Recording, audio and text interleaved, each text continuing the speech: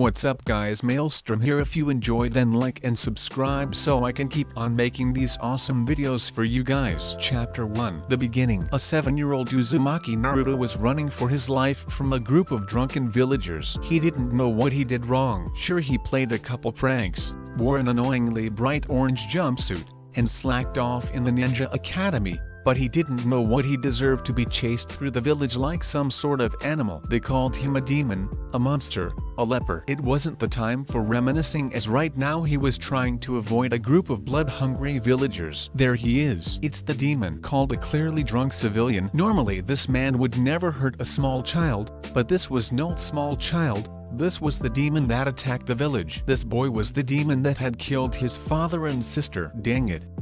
Naruto mentally cursed as he ducked into another alley, hoping to lose the villagers. He ducked behind a dumpster and prayed. He went behind that dumpster. A villager yelled. Which one? Another villager asked. The first villager pointed to the dumpster Naruto currently hid behind. Naruto wished he could just disappear. He knew he was going to get a severe beating. He always did on this day. This day was the day he always had to run for his life. October 10th.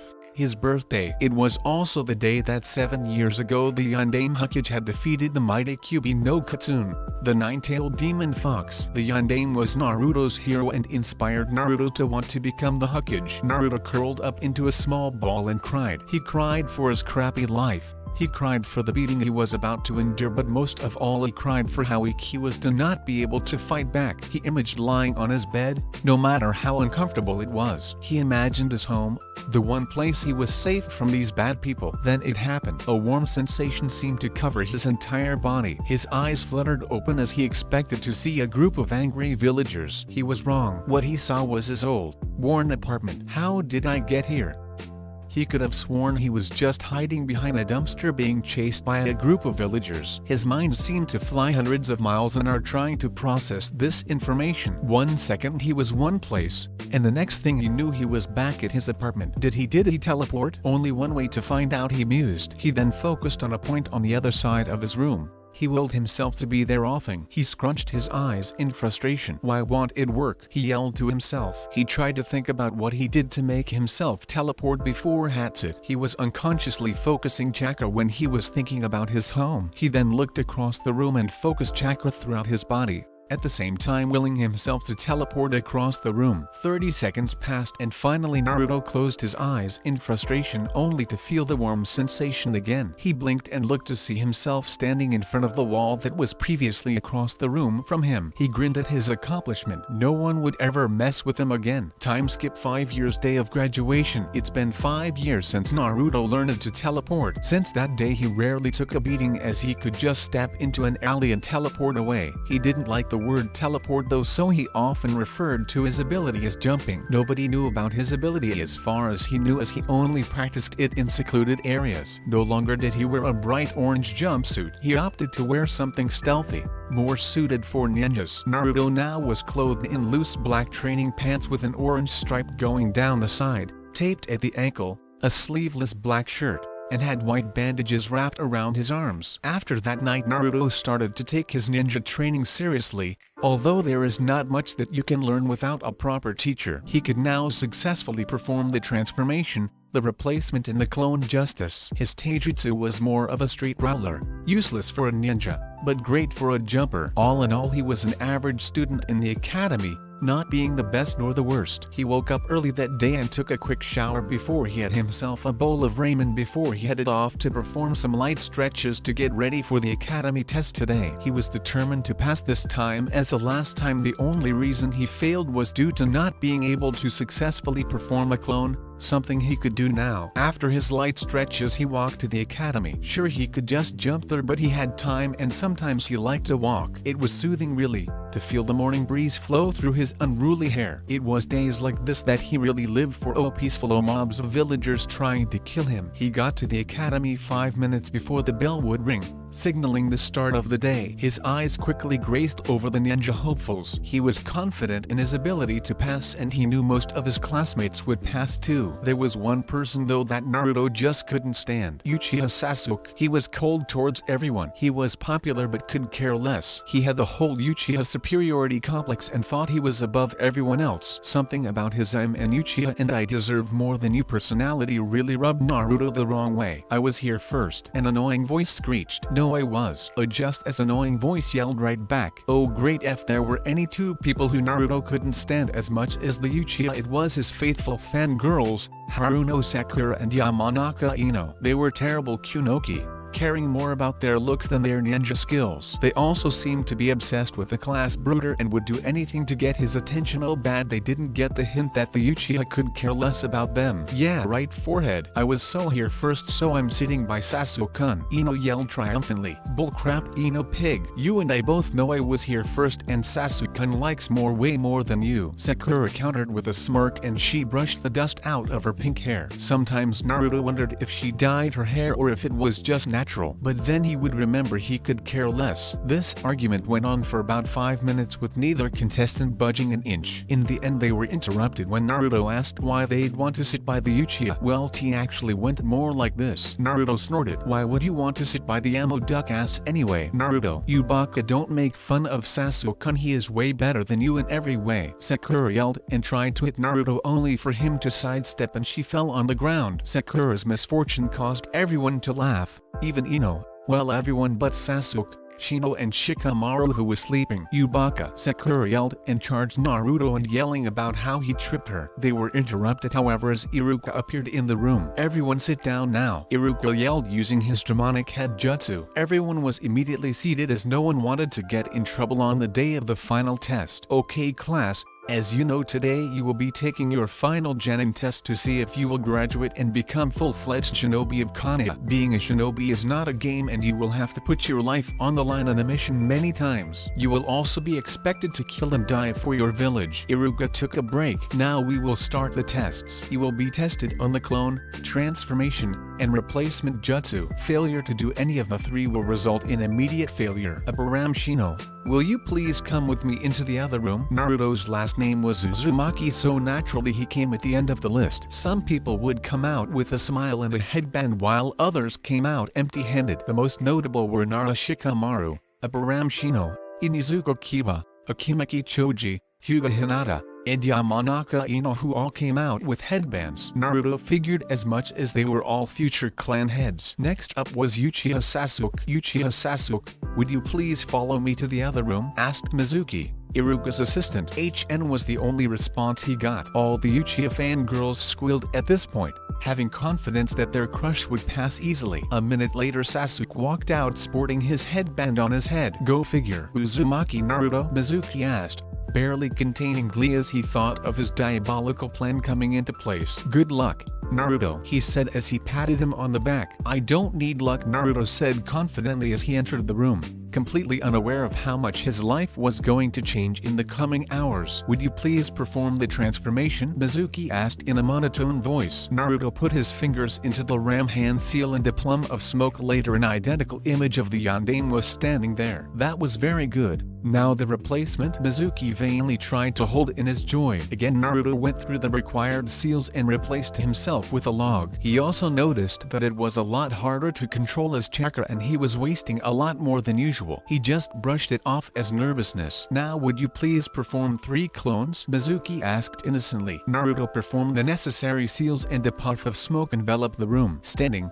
or lying, next to Naruto was a pale, dead-looking Naruto. Not what he expected. "I'm sorry Naruto, but due to your inability to form a single clone you fail," Mizuki said, feigning sadness. His plan was almost in place, but knew I could do it. "Did it last night." Naruto argued in vain and Mizuki shook his head sadly. Naruto proceeded to run out the door and took a seat in the back of the room, causing many people to look at him. I knew he wouldn't be able to pass. What a loser. Kiba smirked at his joke, causing everyone to laugh. Naruto just ignored him and sat in his corner. I know I could do that jutsu. What happened? Why did Mizuki seem happy that I failed 8? I remember him slapping me on the back and then my chakra started to act up. That must be it. Naruto's mind was a mess of thoughts until he finally came to a conclusion. Confusion quickly turned to anger as Naruto thought of ways to get back at Mizuki. He couldn't just tell Iruka-sensei, because who would believe a genin over a chunin like Mizuki? But Mizuki would be his prime prank target for the next year until he had another chance to pass. After class ending, Naruto immediately sat on the swing he would always go to after he failed his test. He overheard shushed conversations of parents picking up their children. It's a good thing he didn't pass. Yeah, a new image if he were to pass. I know, considering he's just the SHHH. You know, we're not supposed to talk about that. Naruto tuned most of it out until about an hour after class Mizuki approached him. Naruto raised an eyebrow at this,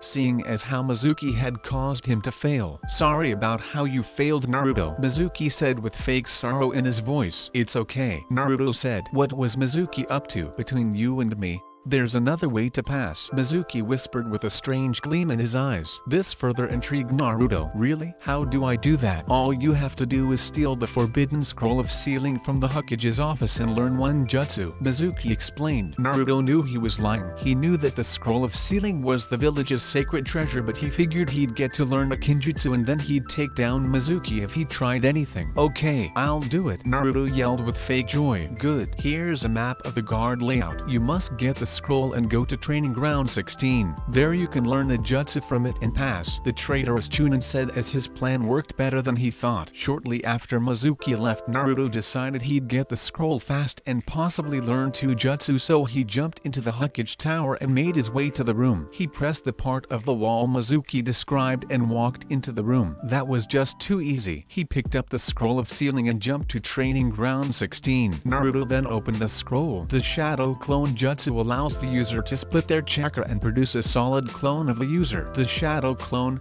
when expelled, transfers all its knowledge to the original, meaning it can also be used for spying or training. Shadow clone, solid clone would be incredibly useful. With renewed vigor, Naruto started to learn the Shadow Clone Jutsu. He had it down in a couple hours and opened the scroll further. He then read it mentally. Great Clone Explosion Jutsu. To use this jutsu you must have already mastered the Shadow Clone Jutsu. The Great Clone Explosion is a variant of the Shadow Clone. Using this jutsu allows a seemingly normal Shadow Clone to blow up with the force of multiple exploding tags, more or less depending on the amount of chakra used. High B rank Kinjutsu. For the next couple hours Naruto learned the Great Clone Explosion and then copied a couple more jutsu down on a blank scroll he had present. Soon after he was done he sensed someone's presence. Took them long enough, Naruto thought to himself. Soon enough Fumino Iruka appeared in of Naruto. Naruto, do you know what you've done? Iruka asked, shocked that Naruto would steal the forbidden scroll. Yeah, I learned a jutsu from the scroll, just like Mizuki said. So do I pass or what? Naruto asked with fake innocence. What are you talking about? Iruka was completely shocked. If what he was hearing was true, then Mizuki was a traitor. Before Naruto could answer, Mizuki appeared in the clearing. Give me the scroll. Naruto, don't give him the scroll. He's just using you. He's a traitor. Iruka countered. Me? Don't worry Iruka-sensei. I knew Mizuki was up to something all along. He even purposely made me fail the first test. I just went along to try to bust Mizuki as the traitor he was, Naruto explained with practiced ease. What? Mizuki asked, shocked that Naruto knew all along about his plan. It doesn't matter because both you and Iruka are going to die, Mizuki yelled as he threw one of the Fuma shuriken at Naruto. Naruto pulled out a kunai from his pouch and deflected the shuriken. Mizuki decided to pull out his trump card. Do you want to know why you're hated, Naruto? The white-haired traitor asked with malice. This struck a chord in Naruto. He always thought he was just hated. He didn't think there was a reason. No Mizuki, it's forbidden, Iruka pleaded. It's because 12 years ago on your birthday, the Kyuubi no Katsune attacked the village. The Yondaime didn't kill it as you were told. He sealed it into a newborn baby. That baby was you. You are the Kyuubi no Katsune that nearly destroyed the village 12 years ago, Mizuki bellowed. Naruto dropped on his knees. Was it true? Was he the Kyuubi? It made sense when he thought about it. His birthday was the same day as the Kyuubi attacked and he was always called a demon and a monster. It also explained why everyone hated him. So am nothing but a demon? Before Naruto could react, Mizuki was throwing another shuriken at the blonde demon container. The Jinchuriki didn't have time to dodge. He clenched his eyes shut and waited for its early demise. Only it never came. He opened his eyes and gasped when he saw Iruka-sensei sitting in front of him. The only difference was the giant shuriken sticking out of a large wound on his back. "Iruka-sensei?" Naruto asked, holding down tears. "Why did you protect the demon, Iruka? You and I both know that demon killed your parents," Mizuki accused angrily. "You're right, he QB did kill my parents," Iruka muttered darkly, causing Naruto to want to cry. "But Naruto was not the QB. Naruto was one of my finest students and a future shinobi of Konohagakure no Sado," Iruka protested. He turned to a shocked Naruto. "I was kind of like you. You know, I didn't have any parents. I resorted to pulling pranks to try to fill the void. I know what it's like to be alone. I'm sorry about everything. I should have been there for you." Naruto went from shocked to happy to angry. He got up and turned to Mizuki. "You hurt my sensei, and if you ever touch Iruka-sensei again, I'm going to kill you." Naruto growled. "Ha! If you could even touch me. I'm a chunin and you're just an academy student." Mizuki smirked, confident in his abilities. "Try on this multi-shadow clone jutsu." Soon the field was surrounded with hundreds of Narutos all ready to attack. Mizuki didn't feel too confident anymore. The next hour was filled with the hundreds of Narutos beating the living crap out of the traitorous Chunin. "Hey, guess I kind of overdid it." Naruto rubbed the back of his head sheepishly. "Naruto, lose your eyes," Iruka instructed. Naruto did as he asked. Even if it confused him, he felt something being tied over his forehead. He opened his eyes to see Iruka-sensei without his headband. The blonde's hands immediately went up to his forehead. "Iruka-sensei!" Naruto yelled as he tackled the scarred Chunin. "Things seem to be looking up for our favorite blonde jumper." He just hoped that things would stay that way. Naruto woke up with a smile on his face. He couldn't remember being this happy in months, if not years. He had finally done it. He was now an official shinobi of Konoha. He hopped into his icy shower, not even caring that the water heater was broke. He doubted anything could ruin this day for him. Oh boy, was he wrong. After a quick shower and a bowl of ramen, Naruto was out the door, bound and determined on his journey to the Ninja Academy. For his final day, he promptly ignored the glares he received and instead opted to smile right back at them. This, however, only added to the uneasiness of the villagers. Naruto walked into the academy and took his trademark position in the second row. Today was going to be a great day. That's when it started. "Oi, idiot, what are you doing here? This is for graduates only," shouted a brown-haired boy with a dog on his head and a big gray jacket. "Look at the forehead dog breath," Naruto replied, pointing to his leaf headband. He loved the feeling it gave to his forehead. After Kiba was shut up by Naruto, the angry Inuzuka quietly took a seat in the front row, waiting for the rest of the class to arrive. A few moments later, the crowd came rushing in and the daily battle between Haruno Sakura and Yamanaka Ino began. Honestly, Naruto didn't like Sakura. She always tried, keyword tried, to hit him. Of course she would wind up on her butt and it was a good comical relief. But still, did she learn from her mistakes? Yamanaka Ino was fine though, as she'd never tried to hit Naruto or done anything mean to him. In fact, she had even given him a sorrowful look when he had failed the day before. Speaking of the pink-haired banshee, "Naruto, you baka, you could be here. This is for graduates only," she kindly pointed out. "Look at the forehead. Or are you too blind to see the obvious?" Naruto replied sarcastically, earning him a yell and causing the pighead to attempt to punch him. Next up, Sasuke walked into the room. Of course this resulted in a mob of fangirls to get hearts in their eyes and ask for their Sasuke-kun to sit next to them. Sasuke looked quizzically at Naruto for a second but shrugged it off. It didn't matter. Nothing except avenging his family did. Soon everyone in the class was seated and Iruka-sensei walked in. "Good morning, class. I am proud to inform you that from this day forward you will serve as shinobi of Konoha. I expect great things from all of you as you all have great potential. You will now be separated in genin squads, consisting of 3 of you and 1 jonin instructor. Please listen carefully as there will be no repeating. Team 1, Iruka continued on until Team 7. Team 7 will be Haruno Sakura Uzumaki Naruto. As soon as those words left his lips, he heard 2 simultaneous bangs of heads hitting desk and Inuzuka Kiba. After this there was one loud screech of, "Why am I with this dog breath?" and an even louder bang as a head hit the desk. "Your sensei will be Hate Kakashi." Team 8 will consist of this year's Rookie of the Year, Uchiha Sasuke, Hyuga Hinata and Abraham Shino. Your sensei will be Yuhi Kurenai. Team 9 is still on active duty. Team 10 will consist of Akimeki Choji, Yamanaka Ino and Nara Shikamaru. Your sensei will be Sarutobi Asuma. Please wait quietly while your senseis will arrive shortly. Iruka finished flashing Naruto a grin and shoosed out of the room. Naruto waited bored for about 5 minutes until the first sensei walked in the door. Team 8. Meet me at training ground 5 inches 30 minutes. It was a beautiful woman with exotic red eyes, curly brown hair, and a strange dress made of bandages. Another couple minutes later a man with a cigarette hanging out of his mouth walked in. Team 10. Follow me. He wore an average Jonin uniform and had a beard covering his face. He seemed strong though. Naruto waited for another 5 minutes expecting to see his sensei. He was wrong. He waited another, and another, and another until finally he screamed. 3 hours late. You gotta be kidding me. Sakura nodded her head and Kiba had a look that clearly said this man is dead. Soon enough a man with gravity-defying silver hair walked in. He wore the average Jonin uniform but had his headband had one side hanging over his left eye. Strange, but he seemed to exude an aura of confidence and skill. Beat me on the roof. That was all he mumbled as he puffed away in a plume of smoke. Naruto thought he looked interesting. Team 7 arrived on the roof to see their new sensei reading a small orange book with a woman being chased by a man on the cover. All three of them sweat dropped at the sight of the perverted book. How about we do some introductions first? The Cyclops asked lazily. What do you mean, sensei? Sakura asked with a confused look. You know,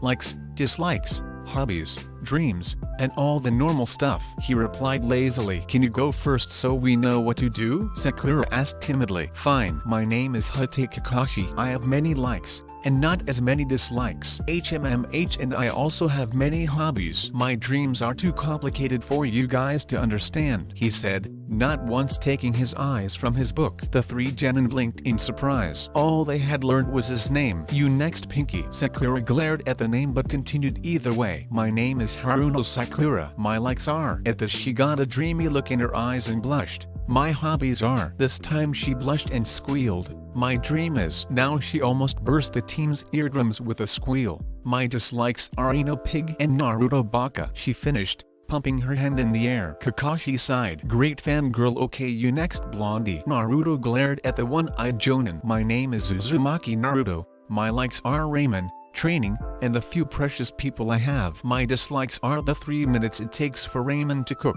emotems, and annoying fangirls. Cue a glare. My dream is to become the Hokage and to protect everyone. Naruto's eyes glowed with an unknown vigor at this point. So much like Sensei Wu will make a fine shinobi one day if you are half as determined as your father was, Kakashi thought with remorse. Okay, now you dog breath. Kiba growled at insult but still continued on. My name is Inuzuka Kiba. My likes are my family, training, Akamaru, and my friends. My hobbies are the same as likes. My dislikes are emo jerks, annoying weaklings and animal abusers. My dream is to become a great clan head and someday the strongest Inuzuka in decades. Great, I have a brash, quick to anger Inuzuka, a diehard fangirl, and a blonde who I can tolerate, albeit barely. Okay team, tomorrow we'll be taking your genin test. Wait, we already did our genin test, Sakura shouted as she pointed an accusing finger at the copy nin. No. The test was to see if you had potential to become genin. This is the real deal. This test also has a 66.6% failure rate. Also don't eat breakfast, you'll just puke. By the way Naruto, Hokage-sama wants to see you, pronto. Yanni, he hummed as he disappeared in a puff of smoke leaving a confused Naruto. Wonder why Jiju wants to see me. Naruto thought out loud as he jumped off the roof and took off towards the Hokage tower. He arrived and barged straight through the door, much to the shock of the secretary. You wanted to see me? He asked nervously. Oh yes Naruto, I just wanted to know how you like your new team. He went on as he closed the door and activated the silencing seals. And maybe why you didn't tell me you could teleport? The Hokage asked like it was the most casual thing in the world. Naruto panicked. How did you? He was cut off by the Hokage. Do you honestly think there wouldn't be security cameras? I saw you teleport in and take the scroll. Naruto, we're lucky I burned the tape before the council got a hold of it. The old man questioned seriously. Naruto gulped. I'm sorry, he said, feeling guilty. Don't worry, you are not in trouble. I'm just a little hurt you wouldn't trust me enough to tell me. Sarutobi let the last sentence trail off. However, we cannot let this ability get into the wrong hands. You are not to be using it unless no one else is around or it is a life or death situation. Understood? Hi Hokage-sama. And if it makes you feel any better, I promise I won't keep any secrets from you anymore, Naruto said, looking downcast. Now about we see it in action. Naruto looked excited as he jumped to his apartment. You truly are surprising, Naruto-kun, to have an ability like that manifest in you, and surprisingly it uses little chakra, unlike the Yandame's flying thunder god. The Sandame mused dreamingly. The next day Naruto woke up, ate breakfast. He figured his sensei never ordered him not to and that he'd do better on a full stomach. He then hopped in the shower and headed off for the training field. He just hoped his sensei wouldn't be 3 hours late again. He arrived and saw Kiba already there. Look, I know we were never best friends, but if we are going to work as a team I'm going to have to tolerate you. So how about we put our differences aside and at least tolerate each other? Naruto asked sincerely, surprising the loud Inuzuka, who just nodded dumbly. Naruto smiled at this and went to catch a few hours of shut-eye until their sensei arrived. Naruto notices Sakura arrive and they mainly sat there in silence until their team's sensei arrived in his classic smoke puff. Yo, you're late, Sakura accused loudly. Well, you see, was on my way here when I ran into an old lady stuck in a tree. I rescued her when I found out she was actually an enemy ninja. I then battled her and then took her into captivity, Kakashi said bluntly. Sure. That's why you look like you just woke up, Naruto muttered bluntly. Kakashi, I smiled at this. He sure was sharp. Okay, today you're going to be having a test to see if you can become a genin. He then took out 2 bells. You must get a bell to pass. Sakura scrunched her eyes in thought. But sensei, here is only 2 bells? She questioned dumbly. Of course. That means only 2 of you will pass, Kakashi answered in a matter-of-fact tone. Now you have until noon to get the bells. Begin. As soon as those words escaped Kakashi's mouth, the 3 genin disappeared into the bushes. Not bad. They seem pretty good at hiding. I wonder who will attack first. He wasn't disappointed as soon enough Kiba appeared in front of him. Kakashi raised an eyebrow. Was this kid really going to charge a jonin? Let's go, Akamaru, Kiba yelled as he threw his dog a slitter pill. Man beast clone. Akamaru then turned into a copy of Kiba. All fours jutsu, Kiba yelled as he and his partner suddenly looked more feral and got on all fours. You seem good at your family's techniques. First lesson, Taijutsu, the art of hand-to-hand combat. Kiba and Akamaru charged Kakashi with surprising speed, but nothing Kakashi wasn't prepared for. He caught a punch aimed at his face and flipped Kiba over his back and threw him at Akamaru, effectively knocking his targets away. Kiba tried to regain his bearings and soon found he couldn't find his opponent. Left, right, up, down. He realized it too late though as 2 hands erupted from the ground and pulled Kiba underneath. Next lesson, Ninjutsu, Earth Style, Inner Decapitation Jutsu, Kakashi explained. Meanwhile, in the bushes Naruto had confronted Sakura. Sakura,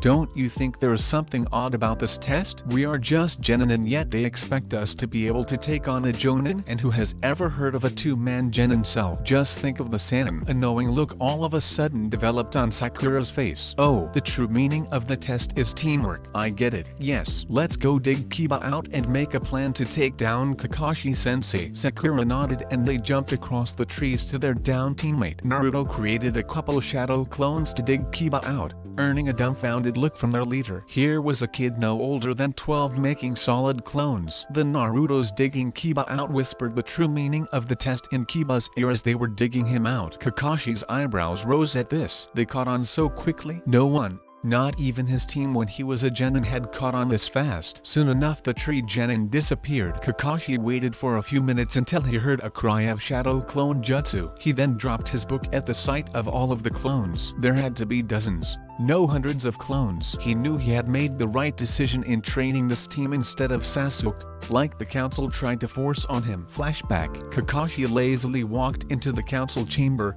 expecting for the annoying old hags to berate him for something or another. He did. He wasn't mistaken. Hey Kakashi, we're glad you have made it, the elder women asked him. Koharu was her name. Hi Koharu-san. What is it you need from me? The copyman asked lazily. Well, we are here to ask you to take Uchiha Sasuke as a genin. As you know, he is graduating soon, she asked joyfully. She believed he would accept without question. I refuse, Kakashi stated bluntly. This struck a chord in the council. Take-san, I assure you, This will benefit the village greatly. With the power of the Sharingan and you teaching Sasuke he could grow to be strong, Danzo explained, slightly upset at the man's defiance. Why not? Kaoru added sweetly. Simple. I don't want to train an arrogant brat like him. We don't even know if he'll awake his Sharingan. Kakashi explained matter-of-factly. The anger rose. He is the last loyal Uchiha. He could do wonders under a man who knows 1,000 jutsu such as you. The other elder, Homura, explained, trying to convince the man to train the last Uchiha. By that you mean you'd want me to let him copy my jutsu? More specifically my lightning blade? Kakashi asked with no hidden annoyance. Yes, and you will do as we command, the elders ordered. I don't follow your orders. I report directly to Hokage-sama and he already approved me teaching Uzumaki Naruto,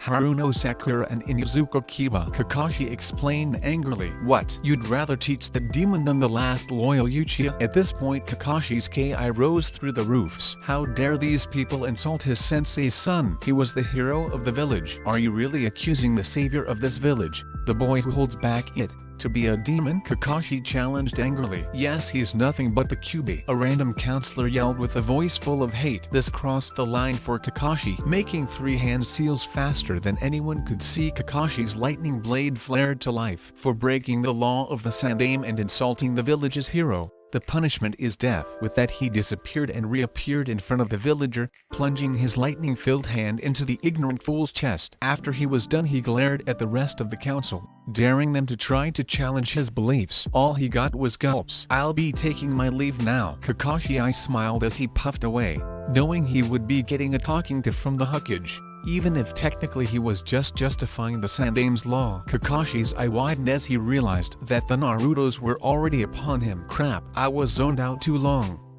He blocked a punch and swept another Naruto's feet, effectively dispersing him. He continued to dodge or block, occasionally countering, with just a little trouble. He was however impressed at the efficiency of the clones. Kakashi's visible eye widened again when he heard a cry of fang over fang. The Sharingan user barely managed to dodge a tornado heading straight towards him. In his surprise he didn't notice as a hand brushed his leg. The timer went off. You did surprisingly well, but you did not manage to get the bells. He sighed. He had expected better. With these bells, one of the Narutos poofed into Sakura, holding the bells. Well, you have both of them, so which of your teammates will you give one to? Kakashi asked, genuinely curious to know the answer. Both, she said as she tossed a bell to each of her teammates. They did more than me, so they deserve the bells. Also we, or more Naruto, figured out the true meaning of the test, which was teamwork. How else would we be able to take down a Jonin? Sakura asked him with surprising intellect. Kakashi was,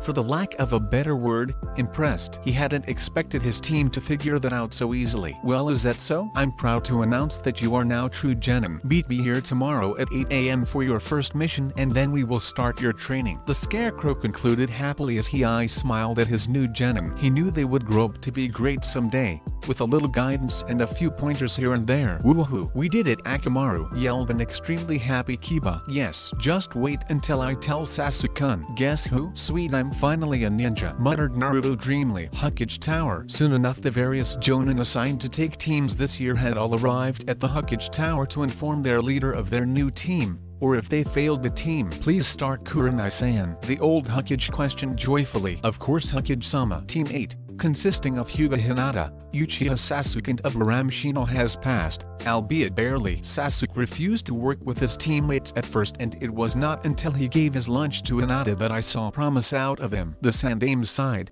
expecting this, and then nodded to Asuma. Team 10, consisting of Nara Shikamaru, Yamanaka Ino and Akimeki Choji have passed their test. They used flawless teamwork, utilizing Shikamaru's strategic mind to capture me with their respective clan jutsu. Asuma explained proudly. Now how about your team, Kakashi? At this point everyone waited for the inevitable failure. Team 7, consisting of Uzumaki Naruto, Inuzuka Kiba, and Haruno Sakura asked with flying colors. At this point everyone was shocked. Asuma's cigarette had even landed on the floor. They utilized great teamwork after Kiba had foolishly attacked me head-on. It was surprisingly Naruto who determined the true meaning of the test, and after sending an assault of shadow clones after me had me square on for Kiba's fang over fang. Of course I dodged, but not before Sakura had gotten the bells. Kakashi explained with complete seriousness. This further shocked the others, because it wasn't every day you heard of a genin capable of making enough shadow clones to give the Hate Kakashi a workout. Good. If that is all, you are dismissed. All but you, Kakashi. At this, the other jonin choosed out of the room,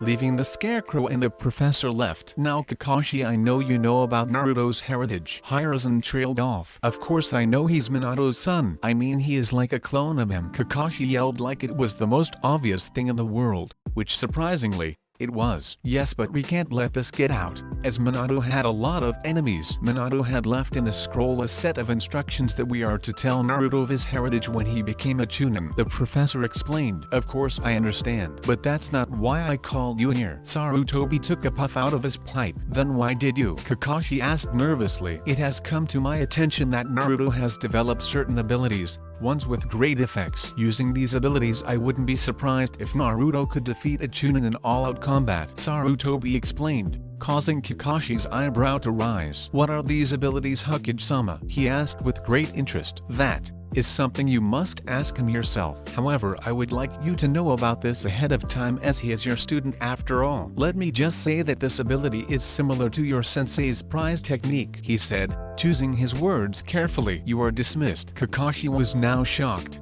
to say the least. The ability similar to the technique that gave the Yondaime the name Konoha's yellow flash and spread fear throughout the entire world. Things were definitely going to get interesting, he mused, and with those final thoughts he disappeared in a cloud of smoke. The next day Team 7 met at their usual training grounds, and waited the daily couple hours for their tardy sensei to show up. Soon enough though, they sensed his signature. Yo, he greeted happily. You're late, Naruto. Kiba and Sakura all shouted in harmony. You see, was on my way here when I saw Jiraiya-sama and I had to wait in an enormous line to get my book signed, he explained, surprisingly telling the truth for once. Okay, I can buy that, his genin muttered. Now let's head to the Hokage Tower to pick up our first mission, he exclaimed as he saw the bright eyes of his students. Oh boy, they were in for a treat. Naruto was beyond happy. He was getting his first mission. I wonder what we'll do. Maybe we'll save a princess, or escort a daimyo, or maybe similar thoughts flew through the three genins' heads. Hokage-sama,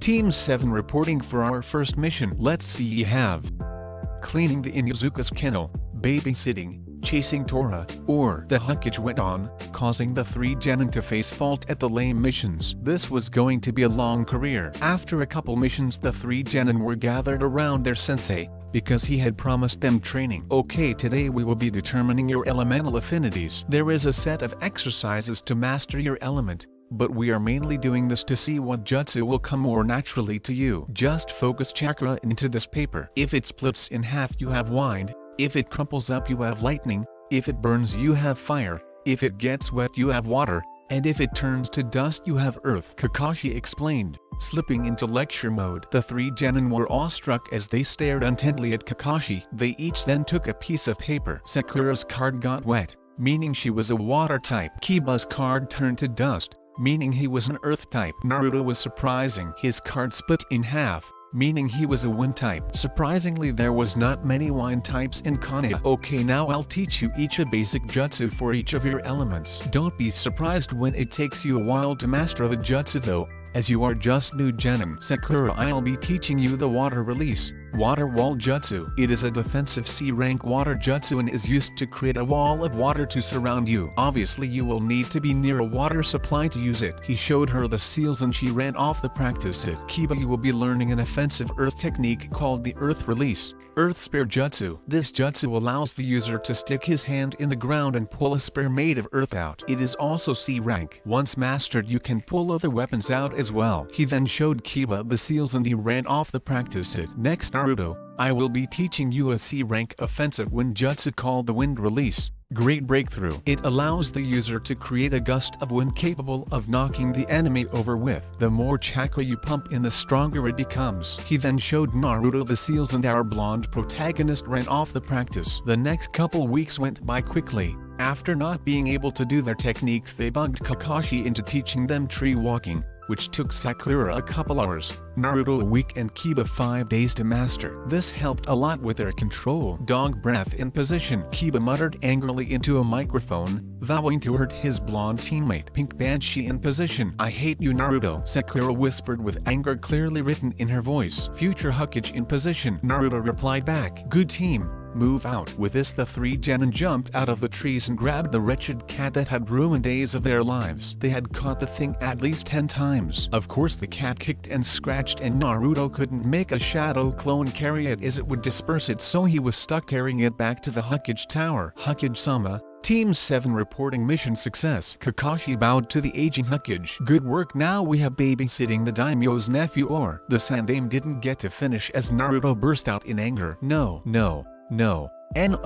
no, we want a harder mission. Come on Gigi, we've done enough of this child's play. Naruto voiced out loud as his teammates nodded their heads. Well, you have done the minimum on D ranks required to do a C rank, so Akshi, what do you think? Well Hokage-sama, I do agree with my students and I think we are wasting their talent doing such low-level missions, Kakashi says, as his students looked at him in happiness. Okay, Team 7, you will be doing a low C rank mission to the Land of Waves. Our client is building a bridge and needs protection from bandits and the like. The Hokage then spoke into his microphone. Mia, could you send in Tarzuna please? Chapter 3. Danger approaches. Hey everyone, welcome to Chapter 3 of More Than a Ninja. I'm torn and need a vote for something. Should Naruto be paired with Fem Haku if she lives, Temari, Tenten, no pairing, or other? If you want to vote, just leave a review or PM me with the name of the girl. Also thanks for the amazing reviews and hits. I'm happy to say I'm over 2k hits for the story. I never thought it would be this popular. Also I know I have done a little bit of bashing and I'm going to change it eventually. I hate pre-time skip Sakura. I am, however, going to change her and make her more shinobi and less fangirl. Now that I'm done with the annoying R. Newton, please enjoy this chapter. The three genin waited anxiously for their client to walk in the door. The door to the Hokage's office creaked open and an old, drunk-looking man walked in. He wore a plain brown shirt and pants and had a weird triangle-ish hat. He also had a bottle of whiskey in one hand, adding to the drunken effect. These brats are supposed to protect me? Don't make me laugh. They look like idiots, especially the short blonde one, Tarzuna slurred out, causing 3KIS to be aimed at him, courtesy of the young genin. I assure you my team is more than capable of handling a mere C-rank mission, and even if it becomes out of their league, I'm a jonin. Kakashi I smiled as his mentioning of the mission rank caused Tarzuna to sweat. He'd have to ask about that later. Team, we will meet at the North Gate in 45 minutes. Pack enough supplies to last 2-3 weeks. The one-eyed jonin commanded as the three genin left with smiles on their faces. They knew they were ready for this mission. With all the training they had done over the last few weeks, the three genin had progressed nicely. They had all learned 2 low-rank jutsu, an offensive and a defensive, utilizing their chakra elements. They had also all started to get along with each other. Kakashi was immensely proud of the way his team had progressed. Besides learning new jutsu, Kakashi had also had them work on their chakra control, chakra reserves, speed and stamina. This had been done by running multiple laps around the village every morning. The team of genin arrived at the North Gate in 45 minutes and they were surprised to see their usually tardy sensei on time. Alright Team 7, let's move out, Kakashi said cheerfully. Yeah, Naruto yelled happily. Yahoo, let's go Akamaru. Kiba grinned with joy. Hi sensei, Sakura smiled. The team walked in silence for a while until Kakashi glanced down to see a puddle. Strange, tea hasn't rained for weeks yet there was a puddle. Must be a genjutsu. I guess I'll wait to see who the people are targeting. Kakashi thought wearily. It wasn't long until 2 people rose from the puddle, revealing the demon brothers of the mist. They rushed at Kakashi and seemed to wrap their chains around him. They then pulled and ripped him into pieces, smirking at their handiwork. Kakashi-sensei, Naruto, Sakura, and Kiba all yelled in surprise. Handy down, 3 to go. The left brother, Gozo, smirked. The three genin got over their shock and jumped into action. Sakura pulled out a kunai and proceeded to guard their client, while Kiba and Naruto took on the demon brothers. Naruto quickly took out a couple shuriken and threw them at the brothers, effectively pinning them to a tree. The ex-mist ninja growled and unhooked their chains. Not to be outdone, Kiba appeared in front of the surprised Nuknians and delivered a vicious roundhouse kick, the one on the right, Mizu's stomach. This split the two up and Naruto jumped to engage Gozo. Gozo charged at Naruto and brought his gauntlet down, intending to take the blonde's life, only for Naruto to parry it with the kunai. Naruto then make a quick set of hand seals and held his hands out in front of him. Wind release.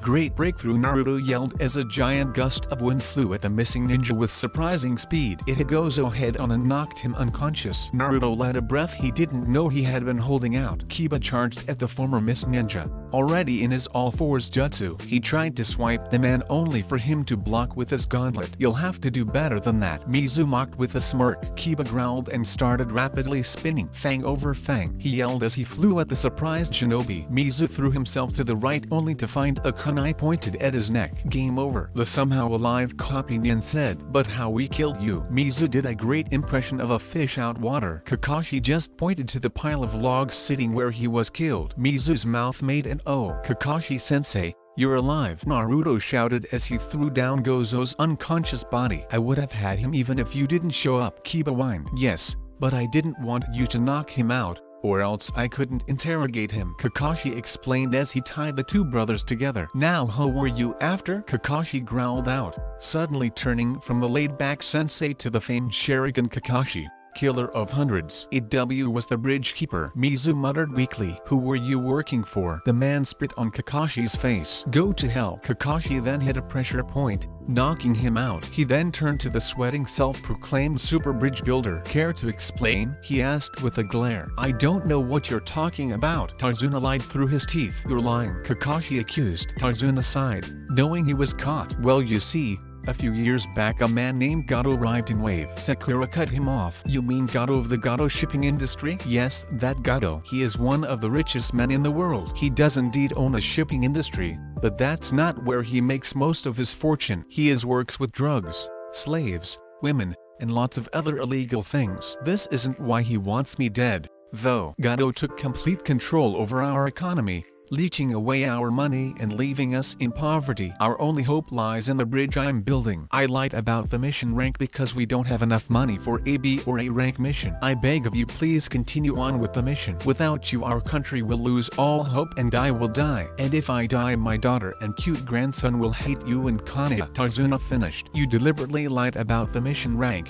almost got me killed, and got a team of fresh genin sent on a B, possibly A, rank mission. Give me one good reason not to leave right now, Kakashi asked seriously. Please, you don't understand, I thought they would send a group of Chunin. I didn't know, Tarzuna begged. Well, I guess it's not up to me. Guys, what do you think? Kakashi sighed, looking at his students. I say we go, Naruto yelled, not missing a beat. I'm in. The brunette Inuzuka grinned. Sakura seemed uncertain at first but eventually a smile appeared on her face. Me too. We have to help them. Well, I guess it's unanimous. We will continue with the mission. Kakashi smiled at the bravery of his students. This caused the genin to smile happily. Thank you. I know with your help I'll be able to build a super bridge. Tarzuna's face nearly split with his grin. Team 7+1 walked quietly until they got to a dock and saw a man with a rowboat. They got in and continued on in silence for a few minutes until the bridge came into appearance. Whoa, was all Sakura said. It's enormous, Naruto agreed. Yup, this bridge is my masterpiece. It is how we will one day become free of Gato's control. After landing, the group again walked deep in thought. Next time Gato will send a stronger ninja, probably a Jonin,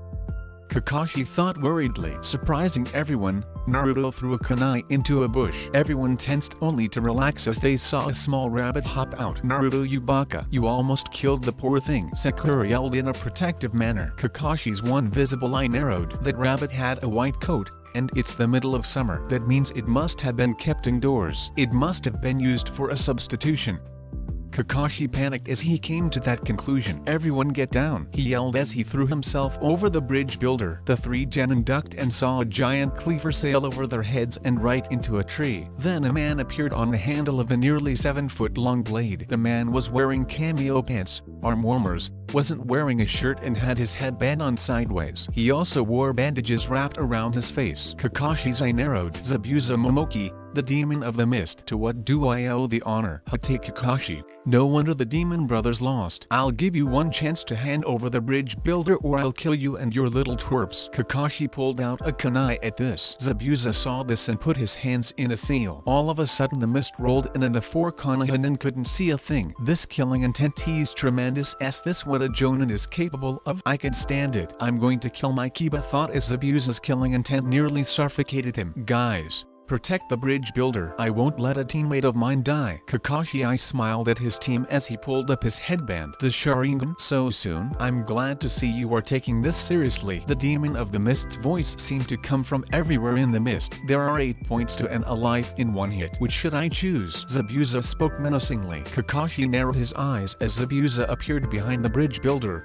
ready to kill him. Zabuza growled as Kakashi intercepted his blade with a kunai. They were locked in a power struggle until they broke away from each other. Kakashi charged Zabuza and appeared to stab him with a kunai, only for the ex-mist nen to turn into water. A water clone? Kakashi wondered out loud. That's right, Zabuza yelled as he appeared behind Kakashi and sliced him in half. With that, Kakashi turned into water. He copied my jutsu through this mist? Kakashi charged Zabuza with a kunai as the two jonin locked in another power struggle between kunai and cleaver. Due to Zabuza's strength, he overpowered the copy nin and sent him flying. Kakashi landed on the water and his eyes widened as he saw the eyebrowless ninja charging at him. Kakashi then ducked under the water. He then realized his mistake as the water became heavier. Water prison jutsu, Zabuza stated calmly as he held his hand into a sphere of water that contained the elite jonin of Kanya. Run, he's too much for you. Take the bridge builder and go. Kakashi shouted towards his team. Yeah right, wasn't it you who said those who abandon their teammates are worse than trash? Naruto piped in loudly. Yeah sensei, we won't abandon you. Kiba agreed as Sakura nodded her head. Fools, who should have run while you had the chance. Zabuza then created 10 water clones that went after the 3 genin. 2 simultaneous calls of wind release,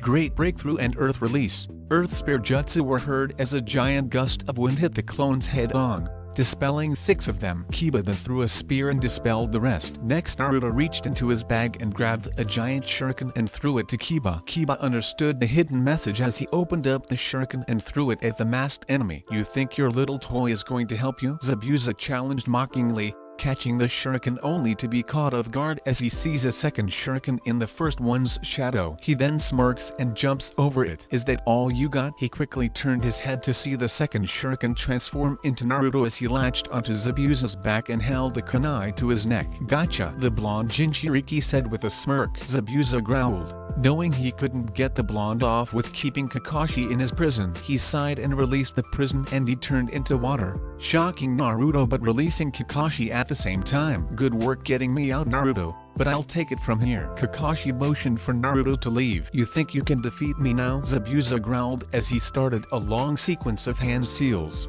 looking in shock to see Kakashi doing the exact same seals. They both finished their seals as twin dragons of water erupted from the lake and seemed to dance around the users before they lunged at each other in a deadlock of strength. The 2 dragons then dispersed each other. Zabuza narrowed his eyes as he started another long set of seals, looking in shock to see an image of himself beside the copy nin as he followed the same sequence of seals. How? The ex-mist ninja screamed in his head as Kakashi's lone Sharingan seemed to spin, adding to Zabuza's distress. Due to the shock of seeing the leaf nin's eye spin, Zabuza paused, for a mere second, on his hand seals. This was enough for the white-haired scarecrow to get the edge. Can you see the future? Zabuza growled out angrily. Yes, and your future is death, he proclaimed loudly as he finished his set of hand seals. Water release, great waterfall jutsu. Just then an enormous whirlpool gushed out of the lake towards Zabuza. The demon of the mist visibly grimaced, preparing for the pain. He was then sent flying through the forest and smacked into a tree. Kakashi and his team made their way over to the downed enemy. They were relieved that the fighting was finally over. This is it, Zabuza. Kakashi started towards his kunai pouch only to be cut off as 3 senbon needles flew from the tree and lodged themselves into Zabuza's neck, killing him instantly. Thank you for wearing him down. I am a hunter nin from Kiri. I have been following Zabuza for a long time and will take him off your hands now. The newcomer greeted in a feminine voice as she appeared next to the body. Kakashi checked for a pulse. Well, he's dead, Kakashi announced, causing his genin to let a breath out. Thank you for your assistance, Konoha Shinobi. I will take the body off to dispose of it. The girl then placed a hand on the dead man's shoulder and disappeared in a swirl of water. Kakashi sighed as he covered his eye with his headband again. Now team, let's. He was cut off as his eyes rolled back into his head and he fell over backwards. Kakashi-sensei, Sakura yelled as she examined the body for a pulse. He's alive. If I had to guess, I'd say he is suffering from chakra exhaustion, the pink-haired girl concluded as her 2 teammates nodded their heads in understanding. Tarzuma Tarzuna. How far away is your house? Naruto asked. Not too far this way. Follow me, you can stay with us. Tarzuna replied as he walked off, followed by Kiba and Sakura. Naruto grumbled to himself as he created a couple of shadow clones to carry his exhausted teacher. They arrived at Tarzuna's house in about 10 minutes time, opening the door to find a very worried woman. "Tsusan," the woman exclaimed as she rushed over to her father. "Don't worry, Tsunami. These are the super ninja who protected me on my way here. They will oversee me finishing the bridge." Tarzuna grinned. "It's nice to meet you. Thank you so much for protecting my father. He is really the only hope our country has left." "My name is Tsunami," the woman greeted with a grateful smile. "It's really no problem. We really need to bring our sensei to bed though. He needs to recover from his latest fight." Sakura greeted politely while Naruto and Kiba walked in carrying Kakashi. "Oh my, follow me, right this way." Tsunami motioned for them to follow her up the stairs as she arrived in a room with a single futon lying on the ground. "Thank you very much, Tsunami-san. I'm Naruto and these are my teammates Sakura and Kiba," Naruto explained, pointing to the two teammates. "And this," he pointed to the down jonin, "is our sensei, Kakashi." "Nice to meet you, Naruto-san, Sakura-san, Kiba-san," Tsunami answered, earning her a nod from the three genin. "Any chance you have another couple beds?" "I don't know about you guys but I'm beat," Kiba yawned loudly, blushing. "Of course. If you'll just follow me to the other guest room." Tsunami then led the three young ninja to their room, where they all plopped down on their respective futon and fell asleep almost instantly, causing Tsunami to giggle and leave to question her father about the Konohanian state. Haku sighed as she pulled the multiple severin out of her mentor's neck, relieved that she had arrived right in time. "Ouch. Damn that Kakashi and his Sharingan." Zabuza cursed loudly. "Don't worry, Zabuza-sama, we won't underestimate them this time," Haku explained with confidence. "Yes, and next time those brats will all be dead, along with the bridge builder," Zabuza planned maniacally. The next day, Naruto woke to the smell of steaming bacon. He took a few seconds to try to remember where he was, until the past day's events came playing back in his head. He nodded to himself as he walked downstairs to the kitchen, seeing Tsunami making bacon and eggs. "Good morning, Naruto-san. You're right in time. Breakfast will be done in about 5 minutes." Tsunami smiled warmly, causing Naruto to blush and make his way to the table. He saw both his teammates already sitting down and he nodded to them. "Any news on Kakashi-sensei?" Naruto asked curiously. "Not yet, but he seems to be doing better," Kiba answered. "That's good." Naruto yawned and stretched himself out. "Yeah, still can't believe how amazing Kakashi-sensei was out there. Almost died from just feeling their killing intent." Sakura shivered. "Well, I guess that's how a jonin compares to genin like us," Naruto offered, and Tsunami came in with the food. "Inari, Dad, time for breakfast," the brunette called loudly. Seconds later, Tarzuna and a young boy walked into the room. The boy had on a tan shirt with green overalls and a long collar. He also had on a tan hat with 2 blue horizontal stripes on it. He seemed to be brooding and reminded Naruto an awful lot of a certain brooding dark-haired guy he knew. The food was passed out and everyone dug in happily. The three Konohanian were glad to have such a great meal after walking for the past day. "OWHSMeshGOAWSHTHESHH is so good," Naruto blurted out in the middle of a mouthful of food. Somehow everyone seemed to understand he was complimenting the food. "Thank you." Tsunami smiled and they all continued eating. "Why do you even try?" Inari suddenly yelled as he pushed out from the table and ran up to his room. "What the heck was that about?" Kiba muttered angrily. Tsunami excused herself before she followed the young boy. "Well, you see, Nari's father was a man named Kaiza. He was the hero of Wave." Tarzuna went on as he explained how Kaiza was killed for standing up to Gato and explained how he and Inari met. At the end of the story, the Konohanin all sat there wide-eyed. "Will can't believe someone could be so cruel," Sakura muttered as she wiped away a tear. "Yeah, that's just outright," Kiba continued. "This is exactly why we're going to put a stop to Gato once and for all." Naruto grinned as his two teammates did as well. "Hell yeah, right, Akamaru,"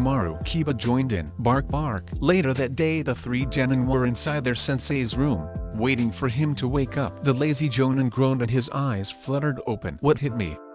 Kakashi asked himself as he rubbed his head. "Kakashi-sensei, you're awake." Naruto ran up to him. "Yes, Yes Naruto, I just suffered from chakra exhaustion. I must have overdone it with my Sharingan again. Kakashi trailed off as he took on a more serious demeanor. However, think that wasn't the last time we'll be seeing our friend Zabuza. The one-eyed Jonin finished. What? But you checked his pulse. That hunter nin killed him. Kiba yelled out. Yes, but I found it strange that the hunter nin didn't dispose of the body on site, like they are supposed to. The head, and possibly the Kubakiri Hucho, is all the hunter would have needed to prove the kill. Kakashi reasoned. So you think? Sakura trailed off, not wanting to finish that sentence. Yes, I think Zabuza is still alive. Kakashi nodded grimly. Oh man, and if that hunter is working with him we will have more people to deal with. The blonde demon container mused. Precisely. This is exactly the reason we will be doing some training. The copy Nyan explained. But how are you going to train us when you can barely move? Kiba asked with a frown. Don't worry, what I'll be teaching you I won't need to do any strenuous work, Kakashi said, motioning for his team to follow him. The four ninja, one on crutches,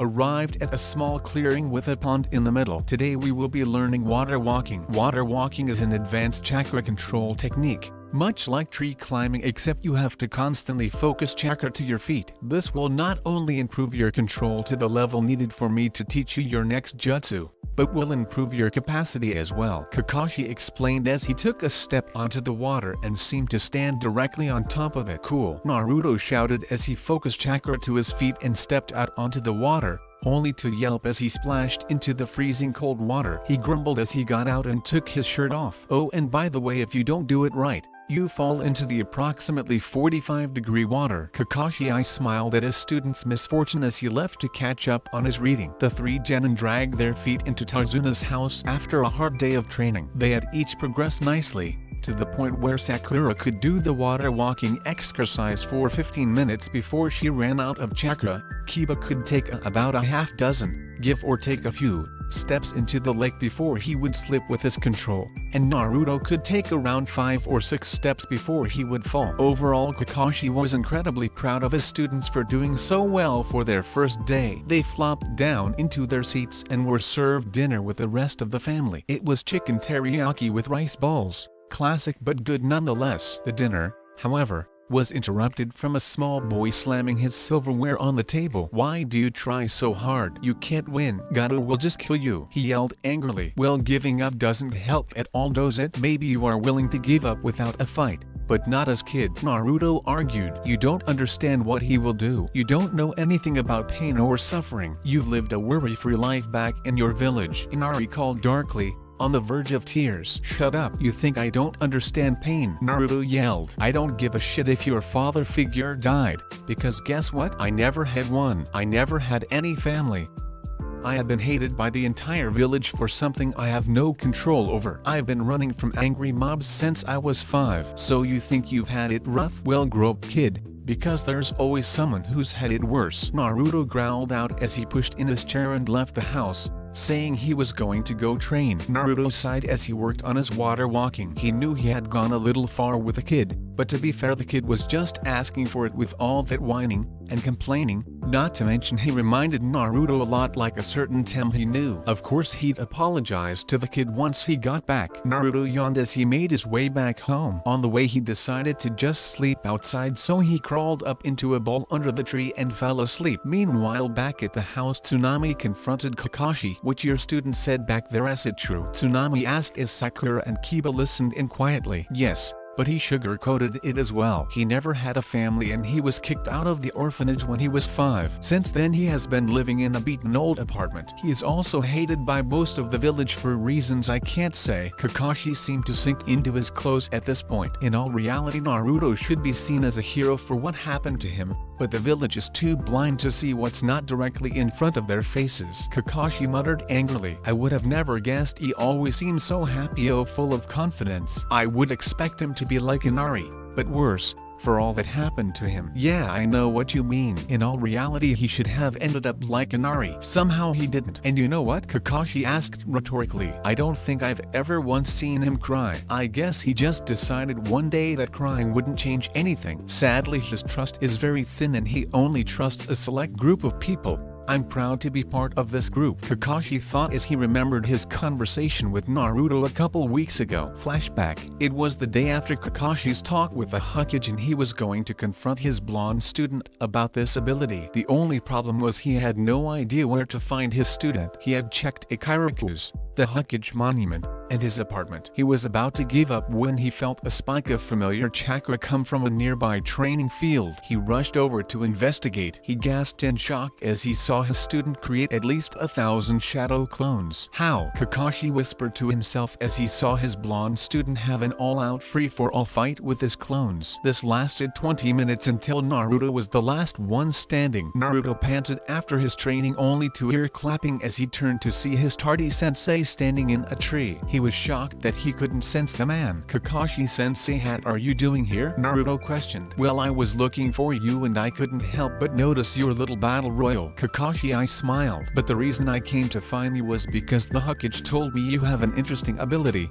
although he wouldn't tell me what. Kakashi frowned when he saw his student flinch. Well, oh yes, Naruto was cut off by his teacher. Don't worry Naruto, I won't tell anyone. I just want to see it, seeing as how I am your sensei and should know all of your abilities in order to teach you useful jutsu. Kakashi smiled warmly. Naruto relaxed and nodded his head at this. Okay, prepare to be amazed. If you could eat anything in the world right now, what would you want? Naruto seemingly asked out of the blue, causing Kakashi to sweat drop, thinking it was some kind of pointless ability. I don't know, stick of dango? Kakashi stated, expecting for a dumb prank. Okay, I'll be right back. Naruto then suddenly disappeared. Not like a shushin or a burst of speed, but he just vanished. It was like he just teleported. 10 seconds later Naruto appeared in the same spot with a plate of dango and he tossed one to his new sensei. So what do you think? Naruto asked. You can teleport. Kakashi was shocked to say the least. Naruto merely nodded his head. This is amazing. It used little chakra and can take you to the dango restaurant and back in an instant? Kakashi asked. I can also use it for sure. Naruto disappeared and reappeared behind the copy nin instances. Naruto finished. How far can you go? Kakashi questioned the Yandame's legacy. Don't know. I've gone as far as that old cabin Gigi used to bring me to, but it uses up more chakra. Kakashi's eye bulged from its socket. He knew what cabin the blonde was talking about, and it was located on the northern end of Hinokuni. That's incredible. With some practice you could use this to surpass the Yandame's flying thunder god? Kakashi asked, almost slipping and saying, your father. Naruto's grin threatened to slip his face at this point. It was a well-known fact that Naruto looked up the fourth Hokage as a role model. I also think you should let your teammates know about this eventually. Kakashi stroked his chin in thought. At least before the Chunin exams. I know I'll get around to telling them once I get used to it for combat. Naruto promised and shared a smile with his sensei before they both went their separate ways. Flashback end. Kakashi sighed and wondered if his blonde student would have to reveal that ability during this mission. It would be better than revealing the QB.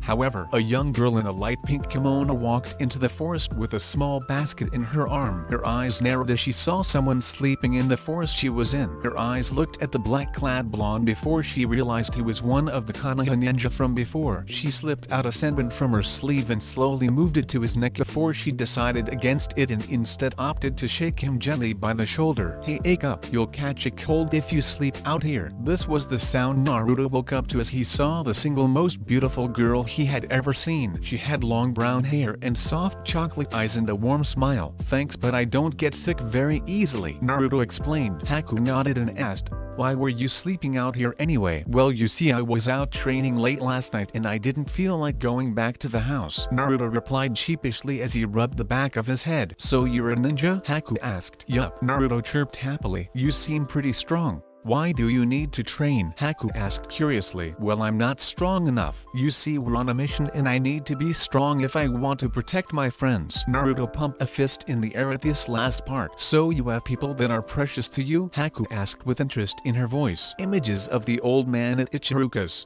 Aim, the Hokage, Kakashi-sensei, Kiba, and Sakura to a degree flashed through his mind. Yes, I don't have many, but I'd protect them even if it took my life. Good, Haku answered as Naruto looked at her questionably. You see, when a person has someone to protect, Only then do they become truly strong. You will become strong, Naruto-kun. Haku waved as she left a blushing Naruto behind. Wait, Naruto called. What's your name? Haku. This was all the woman said as she departed, leaving a stunned Naruto left to think about what the strange beauty had said. Haku and Zabuza sat in their hideout, planning their next attack, when a certain annoying midget walked in. I can't believe this. Some demon you are. You couldn't even kill a couple of kids, Gato accused, trying to sound deadly. Zabuza growled at this. I'll get them next time. Gato didn't look pleased as he reached for Zabuza's mask. Let's see what you hide under here. The man was shocked as a hand grabbed and snapped his arm, courtesy of Haku. Get your filthy hands off Zabuza-sama, Haku ordered with rage. This caused the two samurai to unsheathe their swords, only for Haku to appear between them with a senbon pointed at each neck. Gato knew when he was in trouble. Whatever. You better not fail next time or so help me. Gato yelled through the pain of his arm as he exited along with his samurai junkies. Zabuza snorted, muttering something about lousy weaklings having all the money. Naruto came walking into the house in the morning, earning him an amused look from Kakashi. Where have you been? Kakashi asked, reading his perverted book. I was training late outside and I decided to sleep outside, Naruto explained, leaving out the part about meeting Haku.